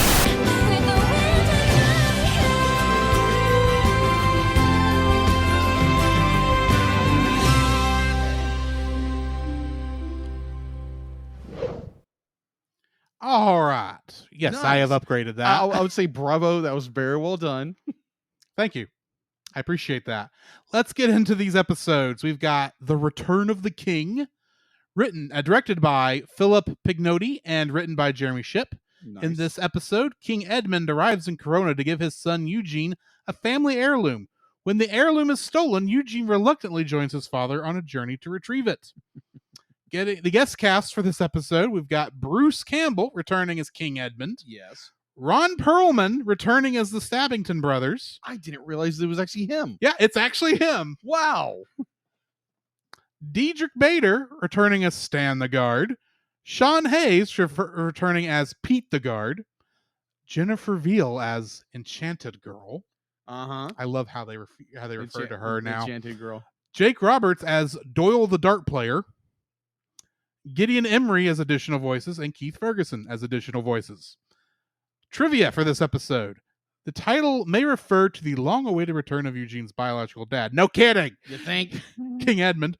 From the 25-year-long isolation and solitude inside the crumbling homeland and kingdom. Let's face it, you know what else this thing is referencing?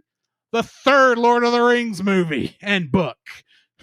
The Fair. Return of the King. Very true. That's what it's referencing. Let's Very be true. honest. True. This is the first episode of the series that King Edmund has been to Corona, alongside his 2 pets, Domino, the horse, and Hamuel, this stupid crow, to see his biological son Eugene again after the reunion. From this episode onwards, season 3 has a new opening sequence. That it does. I did not realize that until I Mhm. was starting it. So, and I actually kind of like this one, Really? considering the references, how they handle the fact that one of our characters is not with the group. True. But anyway, what are your thoughts on this episode? Oh my gosh. So honestly, like I was trying to rack my brain. It's like, what episode is this? Because I've already watched the first, all of this, all of This them. is the one where we find out that Flynn Rider, aka Eugene Fitzherbert, Herbert. his name is Horace. Horace. I love This is that. It's like, hilarious. how is my actual name worse than Eugene?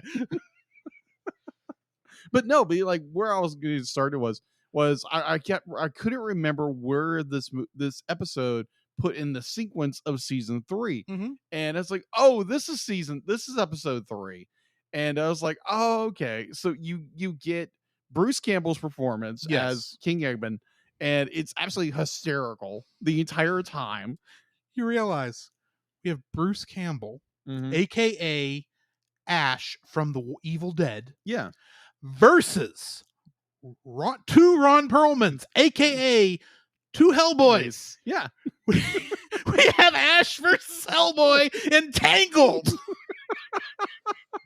There's something you never thought you'd hear. True, so true. It's a good episode. It's more, you get to learn that Eugene's name isn't Eugene. It's like Horace. It's Horace, and it's hysterical. These two guys who can't, or Eugene can't stand him because he keeps calling him Horace. And because he lived by himself for so long, he talks out loud to himself. Yeah. Which is, especially with the figgy pudding part, was like, oh, that was hilarious. Oh my gosh. Oh my word. Yeah, no, I don't want your figgy pudding. I really don't want your pocket pudding. Yeah, no thanks. But like, it's a good story. It's a good story. Mhm. It's where it's a bonding moment where King Edmund, right? Yes, King Edmund. King Edmund, he like puts this elaborate hoax to where someone has stolen a Eugene's sash Eugene's, that he got from his father, like earlier in the episode. And I'm still sitting there going, it's like, okay, this is a family heirloom. Yeah. What is this? Just like, do you pass this down? Is this like the sign that he's the prince? What is this? Yeah. And the thing is, we never get an answer. You want to know why? Because it doesn't matter. Because we lose the stupid sash at the end of the episode. Right. Unless it's going to magically come back up at the end of the series, but I can't imagine why it would. We'll get there when we get there. Yes. But overall, the story is very well done. But like, you get the return of the Stabbington brothers, and I thought that was very unique. I was like, oh, excellent. They got Ron Perlman to come back. They got Ron Perlman to come back for Max and Eugene in Terror on the High Sea, or Peril on the High Seas. Yeah, the last episode they were in. True. Like, it's like, the story itself is very well done. It's a father-son bonding trip where King Edmund just messes everything up. Bless his heart. Bless his lonely heart. Let's say that. Yes. But overall, the story is very well done. It's a very well executed story. It's of course, Rapunzel has to go find and figure out what's going on, and helps Eugene, or crap, what did Edmund call him again? Horace. Thank you. And Horace. Oh, Horace. Yeah, Horace. It's Eugene. You know that's going to come back up later. It's going to be a running gag throughout the whole season. I hope so. If only Cassandra was here to hear that. Oh, speaking of Cassandra, yeah, we do get a scene with her. We do get a scene. I think it's very well done, because it's more like she's like conflicted by everything she's done. Because it's more be like, Cassandra is still the Cassandra we know. It's just in a fit of anger at the end of season 2. Yeah, she got herself in the dark side, and now she's being whispered to by a creepy little spirit girl. Yeah. I have theories on who the creepy little spirit girl is. I imagine, but we're not going to get into that right now. All right. Okay. Moving forward. Okay. Anyway. I'm pretty sure they can't hear me by this point, can you? Guess not. I'm just saying. I will give this guess. Okay. Speculate away. This speculation is that creepy little spirit girl, aka Enchanted Girl, as she is listed on IMDb. Yes. And kudos for not trying to give her an actual name, considering who I think she is. she is trying to get Cassandra to give in to her dark side so that she can serve her, or should I say him. Maybe. That's all I'm gonna say. Okay. We'll find out when we get there. She's just going to be following in her mother's footsteps. Dun dun dun. Dun dun. But overall, great story. I love it that they continue to. Cassandra's in there. She's a Mhm. very conflicted character still, and the moment where she's looking into the black rocks, and you look at that look of hesitation, that look of regret, but then And frustration that she can't use her powers. she can't use the powers, and it's learning to channel her anger Yes. and what Rapunzel did to her. I'm loving where this little side plot's going. Love it. I'm really hoping, and don't tell me if I'm wrong here. Okay. I'm really hoping that throughout, maybe not every episode, but a good portion of them until, she becomes extremely plot relevant again. I hope they at least have these little scenes. It's like to keep you on, like, here's what Cassandra's doing. Yeah. Here's what she's having to deal with right now. Mhm. So it helps build the tension for the final 3-part episode with the Latin name. Mhm. That makes me think we're heading towards the final boss, and it's our friend. Don't let it go, because that's the problem this series has had Yeah. in its first 2 seasons, is that between the opening plot story Yeah. and the middle, oh yeah, we have a story we have to do, Mhm. kind of a thing. And this is, I can tell, kind of moving into that slight filler arc a little bit from these 2 episodes.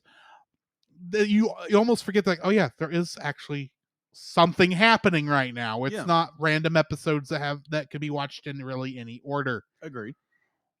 I hope they at least have this little continuing moving subplot to help keep you following Cassandra while Rapunzel and her team are just doing, plot of the week. Yeah. Anyway, Yeah. I really enjoyed this yeah, episode. this is a good episode. This is a good episode. And then we get into our next episode. This is a nice. We're in the filler episodes, but these are the good filler that Yeah. help you understand who these characters actually are. Right. But yeah, we do need to go into the next episode, which is Who's Afraid of the Big Bad Wolf? Yeah. It was directed by Shane Zalvin and written by Jace Rickey. In this episode, Rapunzel and Eugene's friends, Angry and Red, return to Corona permanently.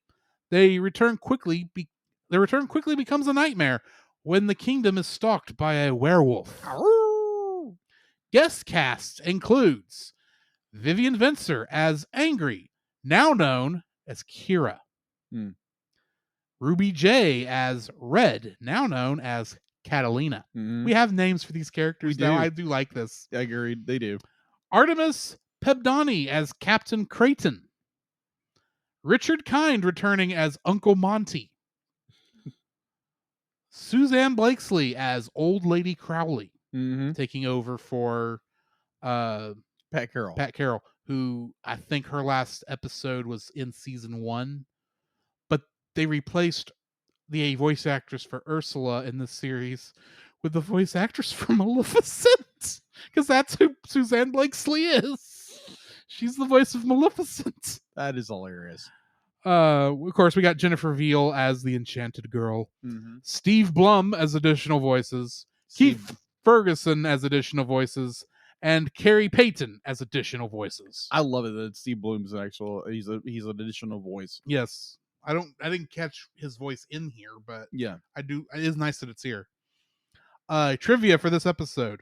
The episode title references the children's book, The Three Little Pigs, and the song from the Silly Symphony of the same name. Mm-hmm.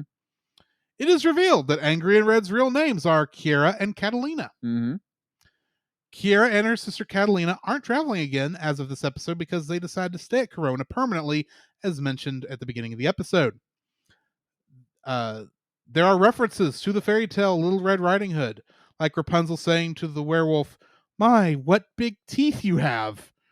And of course, the werewolf being Red, who in many of her previous appearances wore a hood. Mm-hmm. She did. Rapunzel's line, "Best hug ever," is a nod to her line, "Best day ever" from Tangled. Mm-hmm. Eugene and Lance recall the events of the season 1 episode Painter's Block and the series, respectively, especially since they go back to that place. I'm sitting there going, "Oh, look, this is where Painter Lady was." Mm-hmm. I go, "Hey, remember that Painter Lady who took us up here to paint that? I wonder what happened to her." "Well, after she tried to have you murder everybody, steal your soul, we kind of took care of her." Anyway, Catalina is shown to still be wearing the leaf necklace she received from her sister Kira as a gift at the near end of the season 2 episode, Vigor the Visionary. Mm-hmm. And the Egyptian jackal-headed god Anubis appeared on a page in the Lycanthrope book of Oh Captain, that's right. what's her face? Captain Creighton. Yeah, Creighton. I don't know if, does Creighton show back up again, or is this a one-time only deal? I don't remember. Honestly, I don't remember. Creighton was a very forgettable character, I will say. Agreed. She exists only to be the antagonist to give more tension to finding out who the werewolf is. Mm-hmm. And I'm gonna say, I'm just gonna put this out there. I figured out it was Red fairly early on. Okay. But you know what the other thought was when I was watching this episode was? Yeah. This is an episode of Blue's Clues. Because they're all looking for a blue paw print that could be on anyone, Wow. including Monty. Oh, that was hilarious. Yes. It's like, actually, that kind of makes sense, all things considered, but nope, it's not going to be him. This is too early. It's got to be either Red. It's got to be either Red or Angry. Mm-hmm. And considering how Red's acting, guessing her. Yeah. Because Angry doesn't really hold her anger in. No. But Red has always been the quiet person who doesn't say anything. Yeah. Now, I will actually mention this. I do like this because this wasn't in the trivia. Red and Angry have updated character models. They do. They have aged. They have. And they yes. look good. They do. I like that. Good. Interesting. They're in the opening sequence too. They are. They're with Lance for some reason. Hmm. Interesting. But yeah, this is a fun episode. I liked the who's the werewolf kind of a thing. Yeah. The whole idea as to why she took in the werewolf. Red was a very two-dimensional character in her previous 2 appearances. Agreed. Kira a little more, but it was because Kira actually talked. Yeah. So I'm now already calling her Kira instead of Angry. Because Kira actually has a much better name than Angry. Mm-hmm. But I like how they actually finally gave this character a voice. Mm-hmm. She had a voice before, but I mean, she actually talked more, and she actually was able to speak more, and they actually gave her characterization. Mm-hmm. It's like, Agreed.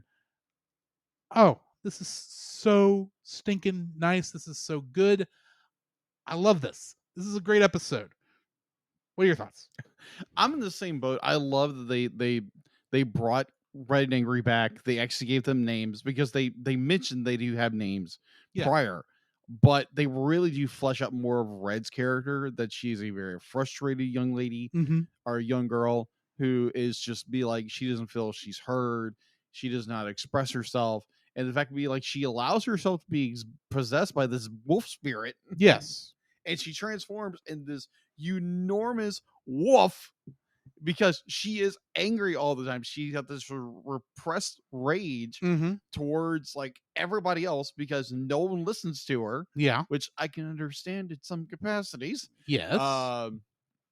We all can. Yes. Be like, and plus I bark like a dog. So the inner dog comes out every once in a while. And yet you don't have red hair. Oh, well. That's true. So close. So close. But so far. But I'm not going to say I'm going to dye my hair red. That's not going to happen. Please don't. Yeah, that'd be weird. You wouldn't look good with red hair. No, I know that I wouldn't look good in red hair. Ashley probably doesn't want you in red hair. Probably not. Anyways, I don't know why I'm speaking for Ashley. She won't like that either.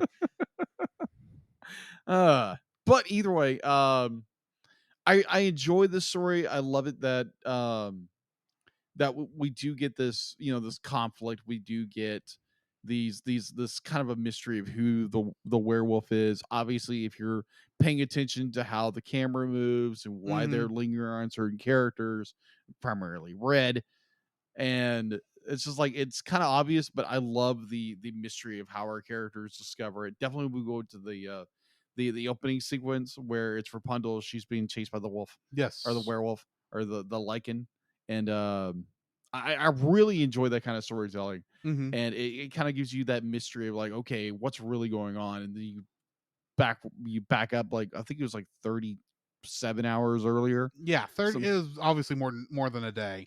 Yeah, but it's just this idea that like you have Red, who is obviously a very angry character, Mhm. and she feels she's not being heard.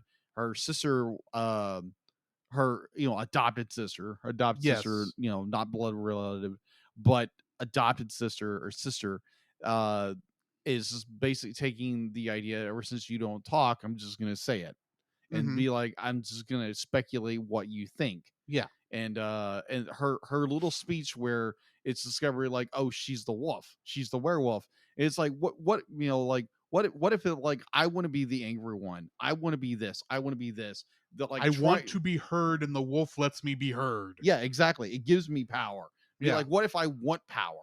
And it's that frustration you get. What if I like being the wolf? What if I don't like y'all telling me what I want and and y'all can just stuff it? Yeah, pretty much. I'm tired of being told what I want. I was like, I know what I want.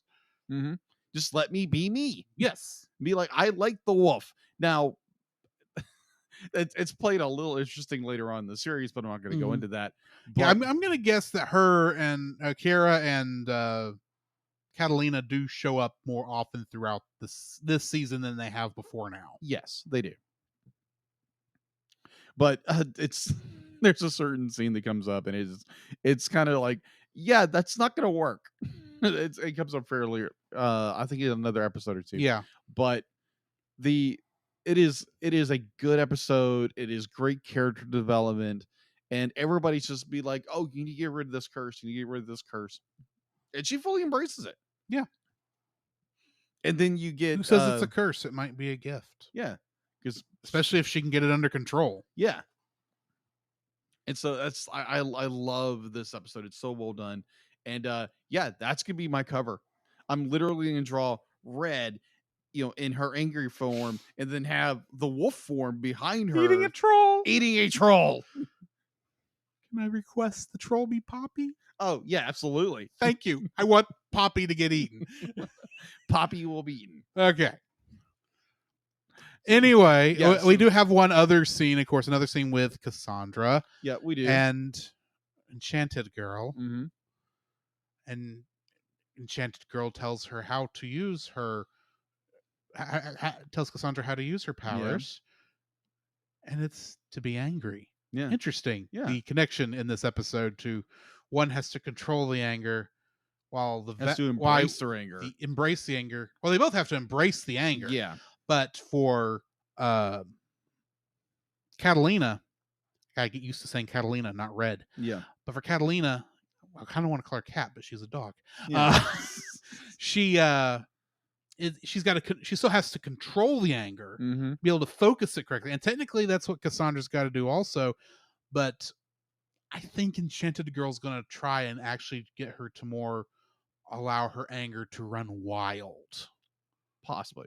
because of what I think Enchanted Girl is actually doing. Enchanted Girl, I don't think has Cassandra's actual best interests in mind, is what I'm saying. Possibly. But we will find more about that later. Exactly. You got anything else before we end this episode? I think it's the final scene in this episode is where you see Enchanted Girl, and when Cassandra is like learning to control, like use her rage to control the rocks. You just get that just wicked grin, and it's like it makes you think it's like what's going on. Any hint that Enchanted Girl was a good person trying to help Cassandra, and it was all going to backfire even on Enchanted Girl, just went right out the window with that smile. Yeah, it's like, no, you are the villain. You have to be the villain. The villain we've only actually heard the name of one time in the series so far. Maybe. Well, no, we've heard it a couple times because it did come up in the last Figor episode. Maybe. But anyway, Yeah. That's a theory to be proven or disproven later on in the series. yes, indeed. A Tangled theory. Moving on. That does bring us to the end of this episode. Yes. This has been Drew, This is Jacob. and we'll catch you in the next frame. You can follow Jacob on his Facebook at Jacob B. Heron. His Facebook page, Jacob's Daily Art Corner, where he tries to draw each and every day. His Instagram at Jacob B. Heron. His Twitter at Jacob Heron. And his Letterboxd at Jacob Heron. You can find Drew on Facebook at Drew Dodgen. His Facebook page, Drew's Photo Bin, to see his photography. His Letterboxd page at GGeorge759. His Twitter at GGeorge759. And Instagram at Drew Dodgen. You can like us on Facebook at the Cellcast Podcast. On Twitch at the Cellcast Gaming. On YouTube at Cellcast. On Twitter at cast_cell. The Cellcast can be found at Apple Podcasts, Google Play Podcasts, Stitcher, Spotify, or anywhere else fine podcasts are downloaded from. Please rate and review us where you found us, and also on Podchaser. Email us at thecellcastpodcast@gmail.com. The Cellcast is a proud member of both the Pop Americana and Culture Box media networks. For more information, please see the link in the description. Our theme song is Drop and Roll by Silent Partner. And remember, that's Cell, with a single L.